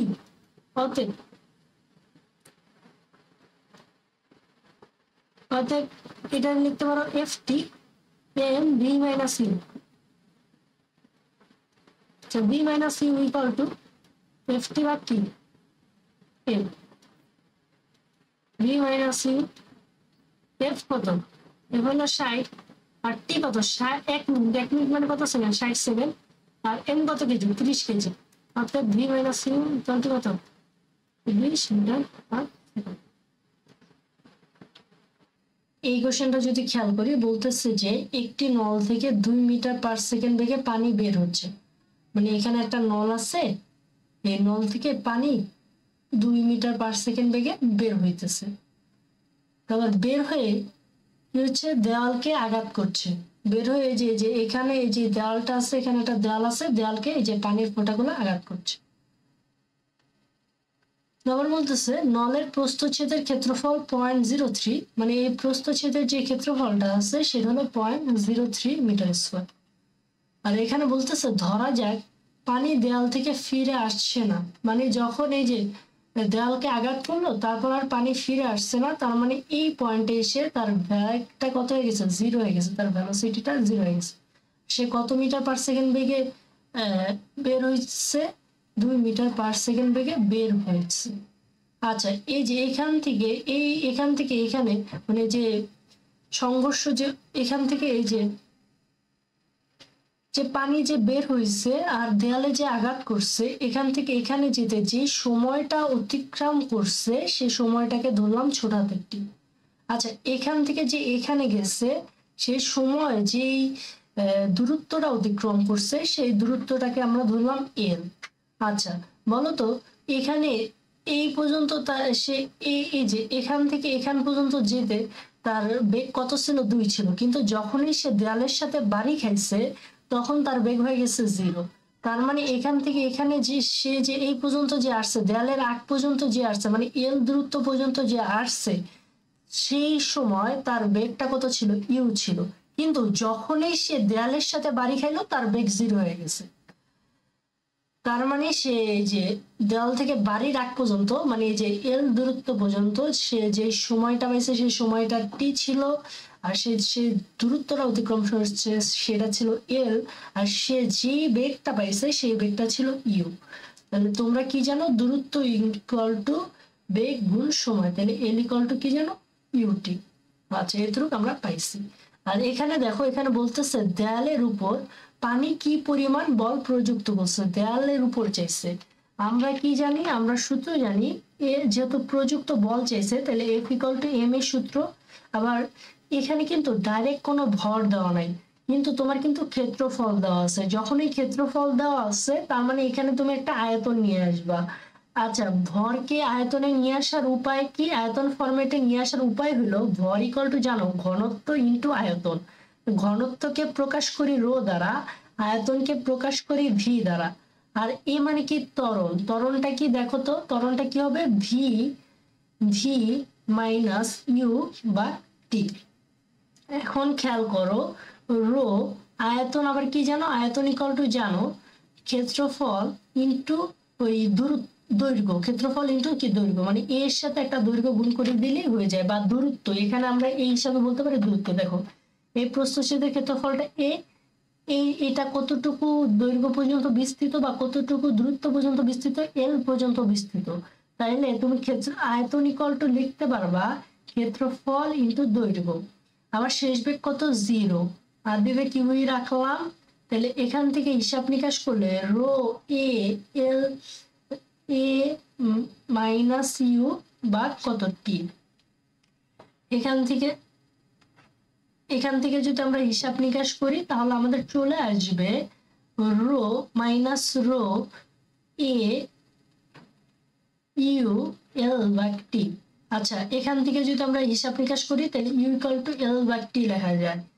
আচ্ছা, তাহলে minus rho A U L বা টি মানে কি ইউ, অর্থাৎ minus rho A U square. আচ্ছা, এফ ইকুয়াল টু এটা পাইলা। আচ্ছা, এখন দেখো তো এখানে তুমি ডাটা বসাইছো কার, এখানে তুমি যে ডাটাগুলা বসাইছো সেই ডাটাগুলা কি, এই যে পানির ক্ষেত্রে ডাটা বসাইছো না, যে এখানে পানির ক্ষেত্রে ডাটা বসাইছো না, মানে পানিটা কত এরিয়া জুড়ে ছিল, পানির বেগ কত ছিল, পানির ঘনত্ব কত ছিল, তার মানে জিনিসগুলো বসাইছো পানির। তাহলে তুমি এর মাধ্যমে তুমি যে ফোর্সটা পাবা সেই ফোর্সটা হবে পানির উপর প্রযুক্ত বল। আমি যার ডাটা বসাই তার উপর প্রযুক্ত বল পাই। তাহলে এই জিনিসটা হলো পানির উপর প্রযুক্ত বল, কিন্তু আমার চাইছে কি দেয়ালের উপর পানির প্রযুক্ত বল চাইছে না, তার মানে বিপরীতটা চাইছে না। তাহলে যেহেতু বিপরীতটা চাইছে তাহলে সামনে একটা মাইনাস গুণ করে দিবা, তাহলে চলে আসলো রো এ ইউ স্কোয়ার। এখন দেখো রো এর মান কত জানো, রো এর মান জানো 1000, আর এ এর মান কত জানো, এর মান জানো 0.03, আর ইউ এর মান কত জানো, ইউ এর মান জানো 2 স্কোয়ার। এখন আচ্ছা, তাহলে হিসাব নিকাশ করলে তুমি দেখবে এখানে চলে আসবে 120 নিউটন। অ্যান্সার কত, 120। রকেটের উপর ক্রিয়াশীল লব্ধি ত্বরণ এই ইকুয়াল টু কি হবে, এই ইকুয়াল টু হবে 1/m vr dm বা dt মাইনাস জি। এখানে vr এর পরিচয় হইল রকেটের সাপেক্ষে জ্বালানি নির্গমনের বেগ বা নির্গমন। আর রকেটের ঊর্ধ্বমুখী ধাক্কা বল বা এটাকে বলা হয় থ্রাস্ট ফোর্স, এটা কত, F equal two VR DM বা ডিটি। আর টি-তম সেকেন্ডে রকেটের বেগ কত, এইটা হলো সূত্র। এখানে ভিআর হবে, এখানে ভিআর হবে। সবসময় মাথায় রাখবা এম দ্বারা কি বোঝায়, বড় হাতের এম দ্বারা বুঝিয়ে গেছে জ্বালানি প্লাস রকেটের ভর, বড় হাতের এম দ্বারা বুঝিয়ে গেছে জ্বালানি প্লাস কার ভর, রকেটের ভর, ঠিক আছে। আর এখানে এই যে এমটি মানে বুঝাইতেছে যে তোমার ওই যে যেই কয়েক সেকেন্ডে বেগটা বের করতে হলো ওই কয়েক সেকেন্ডে রকেটের ভর কত, মানে শেষ ভরটা কত, রকেটের ভর বললে ভুল হবে, শেষ ভরটা কত, ঠিক আছে, শেষ ভরটা কত, জ্বালানি যদি শেষ হয়ে যায় শেষ ভরটা কত এটাই বসাই। আচ্ছা, তারপর আমরা যাই কোশ্চেনটা করি। বলতেছে 10,000 কেজি জ্বালানি সহ একটি রকেটের ভর এত। জ্বালানি যদি 200 কেজি পার সেকেন্ড হারে পুড়ে রকেটের সাপেক্ষে এর নির্গত এত বেগে নির্গত, তাহলে রকেটের প্রযুক্ত ধাক্কা কত বা থ্রাস্ট ফোর্স কত। তাহলে এফ ইকুয়াল টু কি শিখছিটাকে ভিআর ডিএম বা ডিটি। আচ্ছা, রকেটের সাপেক্ষে বেগ কত 2000 আর ডিএম বা ডিটির মান কত 200। 2000 মানে কি 2 × 10⁻³ আর 200 মানে কি 2 × 10²। তাহলে এখানে কত আসলো 4 × 10⁵ নিউটন। এটা হবে অ্যান্সার এই নাম্বার। তারপর যদি খেয়াল করো, তারপরে কোশ্চেনটা যদি তোমরা খেয়াল করো তাহলে কি বলতেছে, রকেটের গতির জন্য আপেক্ষিক বেগ বৃদ্ধিতে ত্বরণ বৃদ্ধি পায়, নির্গমন হারের জন্য ত্বরণ বৃদ্ধি পায়, আর রকেট যত উপরে যায় তো ত্বরণ তত কমে। আচ্ছা, এখানে ত্বরণ সম্পর্কে বলা আছে, তাহলে তুমি ত্বরণের সূত্রটা ফার্স্টে লিখে ফেলো। লব্ধি ত্বরণের সূত্রটা কি শিখছিলা? লব্ধি ত্বরণের সূত্রটা শিখছিলা 1/m vr dm/dt - g। এখন চলো এখান থেকে আমরা শুরু করি। এখানে বলতেছে আপেক্ষিক বেগ বৃদ্ধিতে ত্বরণ বৃদ্ধি পায়। দেখো খেয়াল করো, এখানে যদি খেয়াল করো ত্বরণ আর আপেক্ষিক বেগ একই সাথে আছে, তার মানে এরা কেমন সম্পর্ক? সমানুপাতিক সম্পর্ক। তার মানে ত্বরণ যদি বৃদ্ধি করো আপেক্ষিক বেগও কি পাবে? বৃদ্ধি পাবে। আর গ্যাস নির্গমন হার বৃদ্ধিতে ত্বরণও বৃদ্ধি পায়। গ্যাস নির্গমন হার এটার সাথেও ত্বরণের সম্পর্ক কেমন সম্পর্ক? সমানুপাতিক সম্পর্ক। কেন সমানুপাতিক সম্পর্ক? দেখো ত্বরণটাও আছে এই যে উপরে আছে, ডিএম বা ডিটিরও উপরে আছে, তার মানে এখানের সাথে ডিএম বা ডিটিরও কেমন সম্পর্ক? সমানুপাতিক সম্পর্ক। তার মানে ডিএম বা ডিটি যদি বাড়ে এটাও বাড়বে।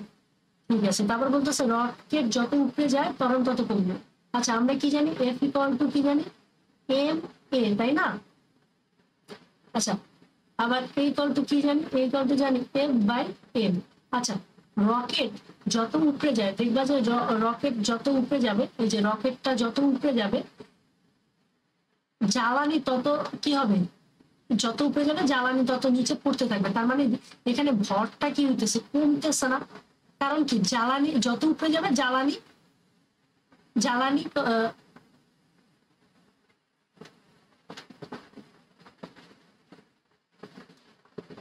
যত উপরে যাবে জ্বালানি নিচে নির্গত হবে, তাই না? জ্বালানি তত কি হবে? নিচে নির্গত হবে। জ্বালানি নির্গত হইলে ভরটা কি হবে? হ্রাস পাবে। ভর যদি হ্রাস পায় ত্বরণ কি পাবে? বৃদ্ধি পাবে। কিন্তু এখানে বলতেছে কি ত্বরণ কমবে, কিন্তু এটা ভুল বলছে। কোনটা হবে? 1 ও 2 হবে। আবার খেয়াল করো তো, আবার কি বলতেছে 2 সেকেন্ডে, মানে ডিটির মান 2 সেকেন্ড যখন, তখন এর ভরের রকেটের ভরের কত অংশ হারায়? 60 অংশ হারায়। মানে ডিএম এর মানটা দেওয়া আছে m/60, মানে এর ভরের মানে রকেটের ভরে 60 অংশ হারায়, 1/60 অংশ হারায়। রকেট হতে নিষ্ক্রান্ত গ্যাসের গতিবেগ মানে নির্গত গ্যাসের গতিবেগ মানে ভিআর দেওয়া আছে 3600। রকেটের ত্বরণ কত এটা জানা গেছে। তাহলে তুমি সূত্র জানো 1/m vr dm/dt - g। মানে সূত্রের মানগুলো বসায় দাও। 1/m vr এর মান কত 3600, dm এর মান কত m/60 আর dt এর মান কত 2 সেকেন্ড আর মাইনাস এটার মান কত 9.8। তাইলে m এখানে যদি আমরা হিসাব নিকাশ করি 1/m 3600 ইনটু m ভাগ কত 120 মাইনাস কত 9.8। এখান থেকে m কাটা দিব, 3600 ভাগ 120 মাইনাস 9.8, এটার মান হলো 20.2। তার মান তুমি ক্যালকুলেশন করলে বাসায় পেয়ে যাবা 20.2।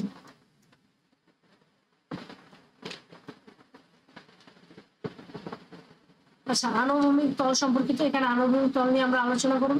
আনুভূমিক যদি একটা আনুভূমিক তল বলতে কি বুঝাইতেছি? আনুভূমিক তল বলতে বুঝাইতেছে এরকম একটা তল আছে, এখানে ধরো এম ভরের একটা বস্তু যদি থাকে, তাহলে এখানে পৃথিবী সবসময় কি বলে mg বলে, নিচের দিকে টান দেয়। আর এখানে যেহেতু এটা একটা তলের উপর রাখা আছে, তাহলে এখানে একটা তল কি করে প্রতিক্রিয়া দেয়। সেই প্রতিক্রিয়াটার নাম কি? অভিলম্ব প্রতিক্রিয়া বল। সেটাকে আমরা কি দ্বারা প্রকাশ করি? আর দ্বারা প্রকাশ করি। তার মানে একটা যদি স্থির বস্তু থাকে তাহলে আনুভূমিক তলে কয়টা ভর কাজ করে? কয়টা বল কাজ করে? 2টা বল কাজ করে। একটা হলো আর আর এটা হলো কি এমজি। তারপর কোন একটি বস্তুকে অমসৃণ তলে স্থির অবস্থায় রাখা হলে উপরে মোট কয়টি বল ক্রিয়া করবে জিজ্ঞাসা।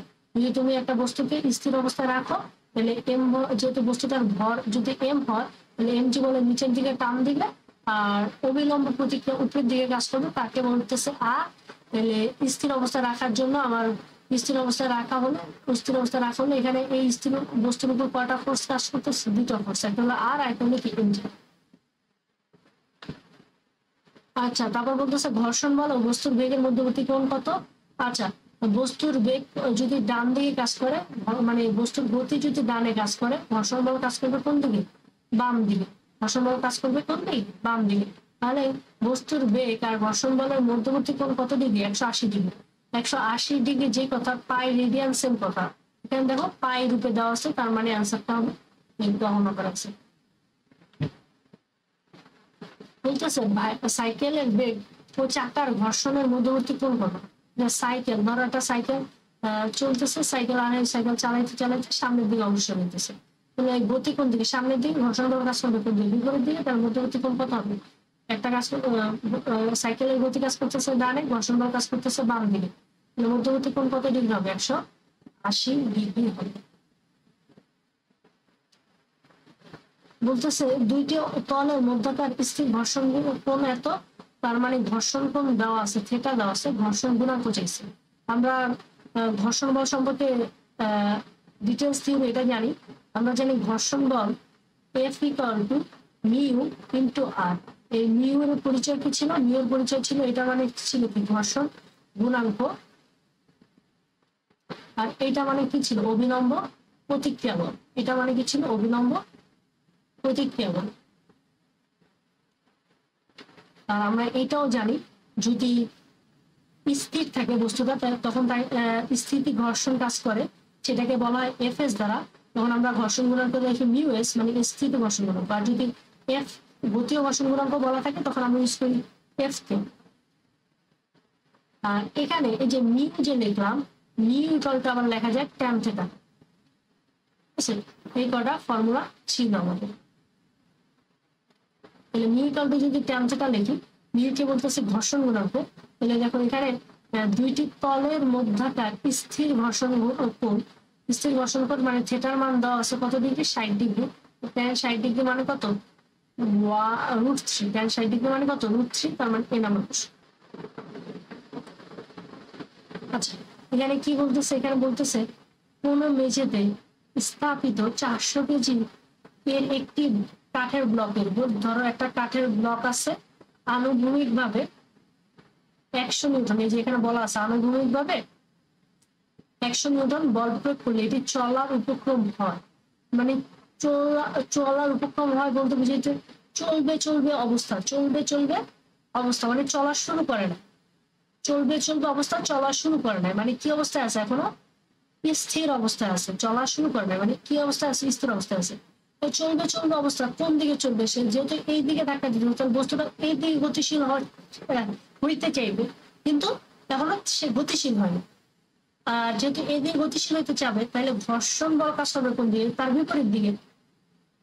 আর যেহেতু চলবে অবস্থা, চলা শুরু করে নাই, তার মানে আসলেই এখানে ঘর্ষণ বলটা যে 100 নিউটন ঘর্ষণ, 100 নিউটন যেই বল দিতেছে, ঘর্ষণ বল ঠিক অনুরূপ সেম বলটা দিতেছে। তার জন্য বস্তুটা কি চলবে অবস্থা, কিন্তু এখনো চলা শুরু করতে পারে না। আর এখানে দেখো ঘর্ষণ বল ইকুয়াল টু কি লিখতে পারি? মিউ ইন্টু আর, তাই না? আর হলো 100। আর এই কাঠের যে ব্লকটা আছে, সেই ব্লকটা এম ভর অবশ্যই। আর যেহেতু কাঠের ব্লকটা একটা মেজের উপর আছে, বলা আছে মেজের উপর আছে, এম ভরের বস্তুকে এমজি বলে টার্ম দিবে। আর যেহেতু একটা তলের উপর রাখা আছে, এখানে একটা অবিলম্ব প্রতিক্রিয়া বল কাজ করবে, সেটাকে বলতেছে আমরা আর। তো এখানে আর ইকুয়াল টু কি লিখবো? আমরা এমজি, অর্থাৎ ঘর্ষণ গুণাঙ্ক আমরা লিখবো হলো, ঘর্ষণ গুণাঙ্ক আমরা পাবো মেজে ও কাঠের ঘর্ষণ গুণাঙ্ক পাবো সবাই এমজি। 100, এম এর মান কত? এম এর মান 400, আর জি এর মান 9.8। এখান থেকে আমরা মিউ এর মান পেয়ে যাবো, অর্থাৎ মিউ এর মান কত চলে আসবে? মিউ এর মান চলে আসবে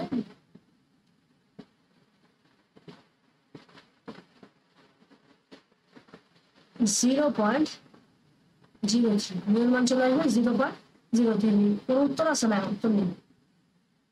আমরা এই কোশ্চেনটা করার চেষ্টা করি। এই কোশ্চেনে কি বলা আছে, একটা দেওয়ালের সাথে পি পয়েন্টের একটা দেওয়াল ছিল, দেওয়ালের সাথে এই বিনা সুতা বাঁধা আছে, আর এখানে একটা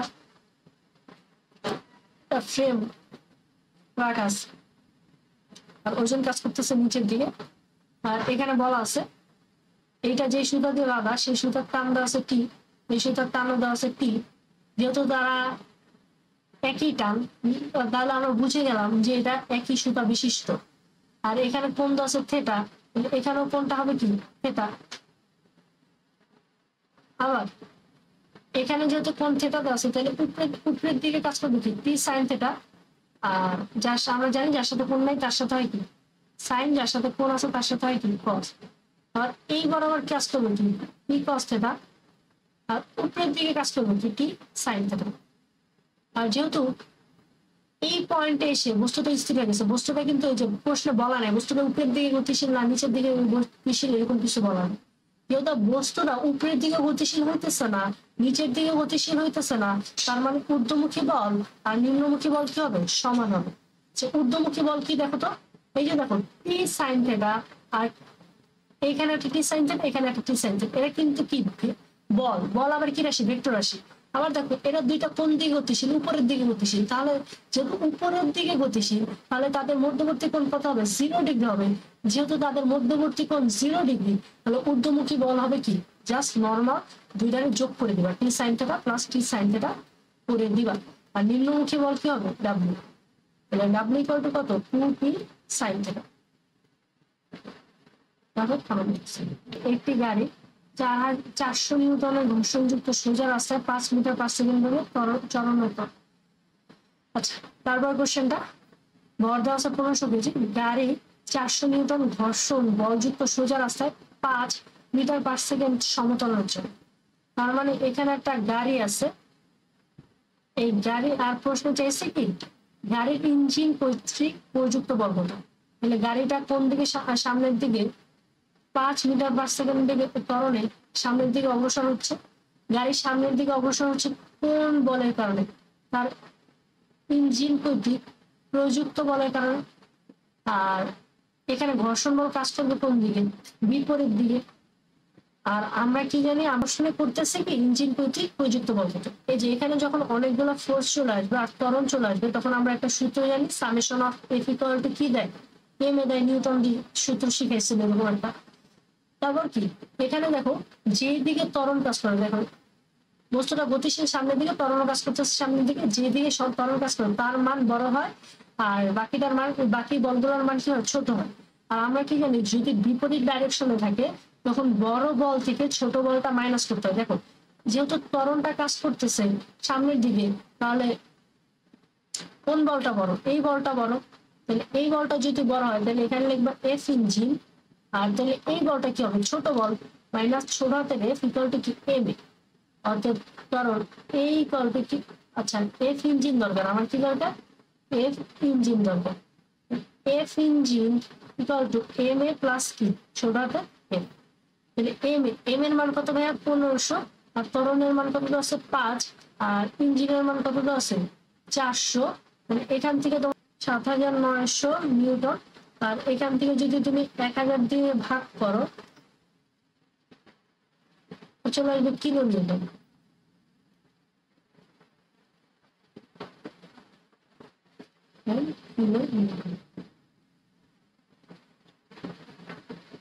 বলতেছে কি, তারপর কোশ্চেনটা বলতেছে 73 কেজি ভরে একটি বাক্সকে 543 নিউটন আনুভূমিক বলে মেঝের উপর দিয়ে টানা হচ্ছে। বাক্সটি চলে তখন বাক্স মেঝের ঘর্ষণ সহগ হলো এত, বা ঘর্ষণ সহগ বলতে বুঝাইতেছে ঘর্ষণ গুণাঙ্ক। বাক্সের ত্বরণ কত? আচ্ছা ঠিক আছে, এখানে আসলে কি হইতেছে, এখানে একটা বাক্স ছিল, আনুভূমিক বলে মেঝের উপর দিয়ে 543 নিউটন বলে টানতেছে। মানে এখানে আনুভূমিক ভাবে 543 নিউটন বলে টানতেছে। এই যে এখানে বলা আছে বাক্সকে 543 নিউটন বলে টান করছে। আর এখানে এই বস্তুটার যে ভর সেটা কত কেজি, 73 কেজি, এটা বলাই আছে। আর তাহলে এটার যেহেতু একটা ভর আছে তাহলে এমজি বল নিচের দিকে টান দিবে, আর যেহেতু এটা তলের উপর রাখা আছে তাহলে প্রতিক্রিয়া বল আর কাজ করবে। আর এখানে যেহেতু ঘর্ষণের কথা বলছে, বস্তুটা যেহেতু ডান দিকে গতিশীল তাহলে অবশ্যই ঘর্ষণ বল কাজ করবে বাম দিকে। আর এখানে বলতেছে বাক্সের ত্বরণ কাজ করছে, বাক্সের ত্বরণ কত, এখানে যেহেতু ত্বরণ চাইছে আর একের অধিক ফোর্স কাজ করতেছে, তখন তুমি সূত্র একটাই জানো, summation of F equal to M. তাহলে সামেশন অফ এফ, দেখো বস্তুটা যে দিকে গতিশীল সেই মানটা আমরা বড় ধরি আর বিপরীত মানটাকে আমরা ছোট ধরি, আর আমরা সামেশন অফ এফ এর পরিচয় জানি, বড় বল মাইনাস কি ছোট বল ইকুয়াল টু কত, এম। এখন দেখো আবার এফ মানে কি, ঘর্ষণ বল, ঘর্ষণ বলের পরিচয় হলো মিউ গুণ অবিলম্ব প্রতিক্রিয়া বল। আচ্ছা অবিলম্ব প্রতিক্রিয়া বল কত ভাই, অবিলম্ব প্রতিক্রিয়া বল হলো আর ইকুয়াল টু। আর দেখো বস্তুটা কি উপরের দিকে উড়ে যাচ্ছে বা মাটির নিচে চলে যাচ্ছে, যেহেতু কিছুই হচ্ছে না, তার মানে আর ইকুয়াল টু কত লেখা যায়, এমজি লেখা যায়। তাহলে তুমি যেখানে যেখানে আর লিখছো সেখানে সেখানে এমজি লিখে দাও ভাইয়া, তাহলে তুমি ত্বরণটা পেয়ে যাবা 543 minus mu MG by M. এখানে ডাটাগুলো বসাই দিবা, ডাটাগুলো কত বসাই দিবা দেখো তো, খেয়াল করো, ইকুয়াল টু 543 মাইনাস মিউ এর মান কত, মিউ এর মান 0.53, আর এম এর মান কত, এম এর মান 73 কেজি, আর জি এর মান কত 9.8, আর এম এর মান কত এখানে 73 কেজি। এখান থেকে হিসাব নিকাশ করলে আমাদের চলে আসবে কত, এর মান চলে আসবে 2.24, 2.24 নেক্সট কোশ্চেনটা খেয়াল করো। নেক্সট কোশ্চেনে বলতেছে 5000 কেজি ভরে একটি গাড়ি, তার মানে ভরের মান দেওয়া আছে মানে এম দেওয়া আছে, আর একটি গাড়ি 60 কিলোমিটার পার আওয়ার বেগে, তার মানে আদি বেগ দেওয়া আছে 60 kilometre per hour. Kilometre per hour কে যদি আমরা মিটার পার সেকেন্ডে নিতে চাই কত দ্বারা ভাগ করবো, 3.6 দ্বারা ভাগ করবো, তাহলে মিটার পার সেকেন্ডে চলে যাবে। আবার বলতেছে ব্রেক চেপে গাড়িটিকে 50 মিটার দ্রুত থামানো হলো, তার মানে সরণের মান 50 মিটার, আর থামানো হলো, এই কথাটার মিনিংটা হলো তার শেষ বেগ আমি করে দিছি কত, 0। আবার বলছে রাস্তার ঘর্ষণজনিত বল মানে এফ এর মান দেওয়া আছে 100 নিউটন, আর বলতেছে যে ব্রেক, তাহলে ব্রেক জনিত বলের মান কত, ব্রেক জনিত বলের মান কত, তার মানে চাইছে F V R equal to 5। আমরা যদি একটু ছবির মাধ্যমে বুঝতে চেষ্টা করি, তাহলে এখানে একটা গাড়ি ছিল, সেই গাড়িটা শুরুতে বেগ ছিল 60/3.6 মিটার পার সেকেন্ড। এটা যদি ক্যালকুলেশন করো তাহলে চলে আসবে 16.67 মিটার পার সেকেন্ড চলে আসবে। আর বলতেছে যে গাড়িটা কত মিটার দূরত্বে গিয়ে থেমে গেছে, 50 মিটার দূরত্বে গিয়ে থেমে গেছে, তার মানে এখানে 50 মিটার দূরত্বে এসে তারপর গাড়িটা থেমে গেল, তার মানে তার শেষ বেগ হয়ে গেল 0 মিটার পার সেকেন্ড। আবার এখানে কি বলতেছে, এখানে বলতেছে ঘর্ষণজনিত বল, ঘর্ষণজনিত বল কোন দিকে কাজ করবে, যেহেতু গাড়িটা সামনের দিকে অগ্রসর হতে চাইছিল তাহলে ঘর্ষণ বল কাজ করবে কোন দিকে, বিপরীত দিকে। যেহেতু গাড়িটা সামনের দিকে অগ্রসর হচ্ছে তাহলে ঘর্ষণ বল কাজ করবে কোন দিকে, গতির বিপরীত দিকে। আর অবশ্যই যেহেতু গাড়িটা সামনের দিকে অগ্রসর হয়েছে তাহলে ব্রেক জনিত বল কোন দিকে কাজ করবে, ব্রেক জনিত বলও কাজ করে গতির বিপরীত দিকে, ঘর্ষণ বলও কাজ করে গতির বিপরীত দিকে, ব্রেক জনিত বলও কাজ করে কি গতির বিপরীত দিকে। আবার তুমি কি সূত্র জানো, একটাই সূত্র জানো, summation of F equal to M A. এখন তোমার কথা হলো ভাই যদি এখানে মন্দন হয় তাহলে মন্দনের সূত্র দিবা। কিভাবে বুঝলেন ভাই মন্দন হয়েছে, কারণ দেখো শুরুতে আদি বেগটা ছিল 16.67, তারপর বেগটা হয়ে গেছে 0, যেহেতু বেগ হ্রাস পাইছে তাহলে কি হয়েছে, মন্দন হয়েছে। আর মন্দন হইলে সূত্রে কি হয়ে যায়, একটু পরিবর্তন হয়। কিভাবে পরিবর্তন হয়, যে V square equal to U square প্লাসের জায়গায় হয়ে যায় মাইনাস 2as। এখান থেকে তুমি যদি মন্দনটা বের করো, এখানে দেখো শেষ বেগ কত, 0 square you square minus 2as, অর্থাৎ একটু 2as equal to U square. আমার কি দরকার, ত্বরণ দরকার, মানে a equal to U square by 2s। অনেকবার পড়েছি। আচ্ছা তাহলে এখানে কি বসাই দিবা, এম এর জায়গায় এটা বসাই দিবা ইউ স্কয়ার বাই 2s। আর এই পাশে কি লিখবা, এই পাশে লিখবা যেহেতু ঘর্ষণ বল আর বেগজনিত বল দুইটাই একই দিকে আছে, তাহলে কোনোটা মাইনাস করতে হবে না। আমরা জানি যদি অনেকগুলো বল থাকে তখন আমরা সামেশন অফ এফ ইউজ করি, আর যদি বলগুলো একই দিকে থাকে তাহলে আমরা করি যোগ। আর ব্রেকজনিত বল একই দিকে কাজ করতেছে, তাহলে ঘর্ষণ বল আর ব্রেকজনিত বল কি করে দিবা, নর্মাল যোগ করে দিবা। আর তোমার কাছে চাইছে ব্রেকজনিত বল, তাহলে জিনিসটা চলে আসবে এরকম M U square by 2s minus F. অতএব এফ দিয়ে ইকুয়াল টু কত, সব ডাটা বসাই দিবা। বসাই দিলে এম এর মান কত বসাবো, এম এর মান বসাবা 500, এম এর মান 500। ইউ এর মান কত বসাবো, এই যে ইউ এর মান বাইর করলাম 16.67 স্কয়ার। তারপর হলো এস এর মান কত বসাবো, কত মিটার দূরত্ব থামানোর চেষ্টা করছিলাম 50 মিটার। আর এফ এর মান কিন্তু দেওয়া আছে কত, এফ এর মান দেওয়া আছে কত 100। এই ডাটাগুলা সবগুলা বসাইবে, তোমার চলে আসবে, এই সব ডাটা বসাইলে তোমার চলে আসবে 1290 নিউটন। দেখো খেয়াল করো 1290 নিউটন কই আছে, 1290 নিউটন এই যে 50 নিউটনের একটি আনুভূমিক বল এফ ইকুয়াল টু কত দেওয়া আছে 50 নিউটন। এটা কোন দিকে গতিশীল, আনুভূমিক বল মানে এক্স অক্ষ বরাবর যে বল আছে। বলতেছে 0.5 কেজি ভরের তার মাস দেওয়া আছে, ভর দেওয়া আছে 0.5 কেজি, আয়তাকার বস্তু উলম্ব দেওয়ালে ধাক্কা দিচ্ছে। তার মানে এটা করো কি করতেছো, একটা উলম্ব দেওয়াল আছে, এখানে একটা আয়তাকার বস্তু আছে, আয়তাকার বস্তু আছে যার ভর কত কেজি, যার ভর হলো 0.50। আর এখানে এই বস্তুটাকে কত নিউটন বলে ধাক্কা দিতেছে আনুভূমিক ভাবে, 50 নিউটন বলে আনুভূমিক ভাবে ধাক্কা দিতেছে। আর বস্তুটা একটা এই যে এই তলের উপর রাখা আছে, তাহলে এই তলটা কি করবে, এই বস্তুকে একটা অভিলম্ব প্রতিক্রিয়া বল দিবে। আর অভিলম্ব প্রতিক্রিয়া বল কি কাজ করে, আর কোন দিকে কাজ করে, তলের লম্ব বরাবর। তলের লম্ব কোনটা, তলের লম্ব হইলো এইটা, আর এই বরাবর কাজ করবে আর তলের লম্ব বরাবর। আর বস্তুটা দেখো খেয়াল করো, বস্তুটা কিন্তু ডানেও গতিশীল হইতেছে না, বামেও গতিশীল হইতেছে না। বস্তুটা কিন্তু আমাদের উপরে নিচে, যেহেতু 50 নিউটন বলে এদিকে ঠেলে দিতেছে, সে উপরে গতিশীল হবে নিচে গতিশীল হবে। তুমি একটু চেষ্টা করে, তুমি একটা উলম্ব দেওয়ালে একটা কলম রেখে চেষ্টা করে দেখবে এরকমই হবে। বস্তুটা ঘুরতে পারে এই দেয়ালে এখানে স্থির আছে, অথবা উপরে গতিশীল হইতেছে নিচে গতিশীল হইতেছে, এরকম কিছু ঘটনা ঘটবে। আচ্ছা যেহেতু আশেপাশে গতিশীল হইতেছে না, মানে ডানে বামে গতিশীল হইতেছে না, তাহলে আর ইকুয়াল টু কত হবে, অবিলম্ব প্রতিক্রিয়া বল আর ইকুয়াল টু 50 নিউটন হবে।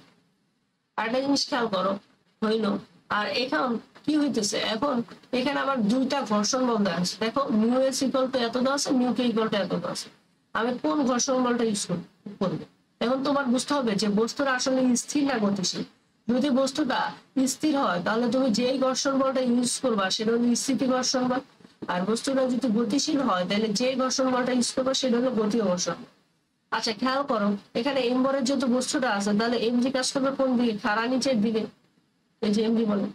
আর উপরের দিকে তোমার ঘর্ষণ বলটা কাজ করবে। এখন এই যে উপরের দিকে যে ঘর্ষণ বলটা কাজ করতেছে, সেই ঘর্ষণ বলটা হইতে পারে স্থিতি ঘর্ষণ বল অথবা হইতে পারে গতীয় ঘর্ষণ বল। এখন আমি কোনটা ব্যবহার করব, যদি তুমি দেখো এমজির মান আর এফ এর মান দুইটার মান সমান, তার মানে বস্তুটা কি অবস্থায় আছে, স্থির আছে। কারণ কি উপরেও যে বল নিচেও সেম বল, তাহলে বস্তুটাকে কি রাখবে, স্থির রাখবে। আর যদি বস্তুটা স্থির থাকে তখন যে ঘর্ষণ বলটা কাজ করবে সেটা হবে স্থিতি ঘর্ষণ বল। আর যেহেতু বস্তুটা স্থির, তার মানে এখানে যেই ত্বরণটা হবে, লব্ধি ত্বরণটা কত হবে, 0 হবে। কারণ বস্তু যদি স্থির থাকে ত্বরণ কত হয়, 0। আর যদি তুমি দেখো এমজির মান আর এফ এর মান সমান নাই, তার মানে এখানে কাজ করবে কি গতীয় ঘর্ষণ বল, আর এখানে তুমি একটা ত্বরণের একটা ভ্যালু পাবা। এটা হলো আমাদের প্রিলিমিনারি চিন্তা ভাবনা। এবং তাইলে আমরা যেই ভাবা সেই কাজ, আমরা খেয়াল করি এমজির মান কত আসছে, এমজির মান হবে, তুমি দেখো এম এর মান কত 0.5 কেজি, জি এর মান 9.8, তাহলে এখানে তোমার চলে আসবে এমজির মান 4.9 নিউটন। একটা জিনিস এইটা হবে 5 নিউটন, 50 নিউটন না, এটা 5 নিউটন হবে। আমি একটু ঠিক করে দিই, এর একটু ভুল লেখা আছে, এই ভ্যালুটা 5 নিউটন হবে, এই ভ্যালুটা কয় নিউটন হবে, 5 নিউটন। এই ভ্যালুটা এটা হবে না, এটা হবে 5 নিউটন।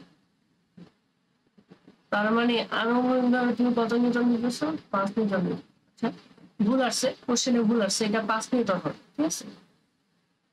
তো সমস্যা নাই, খেয়াল করো তাহলে আর এর মানও কত নিউটন? 5 নিউটন। আর এর মানও কত নিউটন হবে? আচ্ছা, আচ্ছা, আবার তুমি কি জানো, এফ ইকুয়াল টু মিউটা, যদি স্থিতি ঘর্ষণ বল কাজ করে তাহলে এখানে হবে স্থিতি ঘর্ষণ বল, এখানে স্থিতি গুণাঙ্ক, তারপর এখানে হবে অভিলম্ব প্রতিক্রিয়া বল।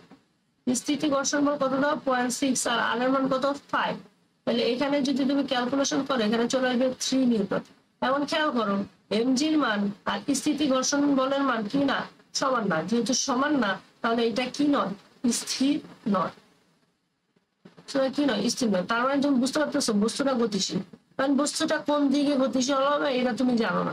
ধরে নাও বস্তুটা নিচের দিকে গতিশীল, ধরে নিলাম বস্তুটা কোন দিকে গতিশীল? নিচের দিকে গতিশীল। আমি জানি না বস্তুটা উপরে গতিশীল হইতে পারে, নিচে গতিশীল হইতে পারে।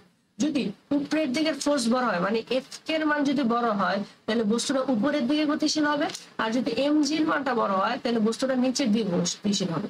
তখন খেয়াল করো, এখন তুমি এফ কে এর মানটা বের করো। এফ কে ইকুয়াল টু কি? মিউ কে ইন্টু আর। মিউ কে এর মান কত ভাইয়া? 0.8, আর এটা হবে 5। 0.8 গুণ 5, এখানে দেখবে এটা চলে আসবে 4 নিউটন। আচ্ছা, এখন দেখো আর এমজি এর মান চলে আসছে 4.9। কোনটা বড়? অবশ্যই 4.9 বড়। তাহলে তুমি বুঝতে পারতেছো যে এমজি এর মানটা কি বড় হবে। আচ্ছা, এটা একটু আমরা ছোট করে দিই।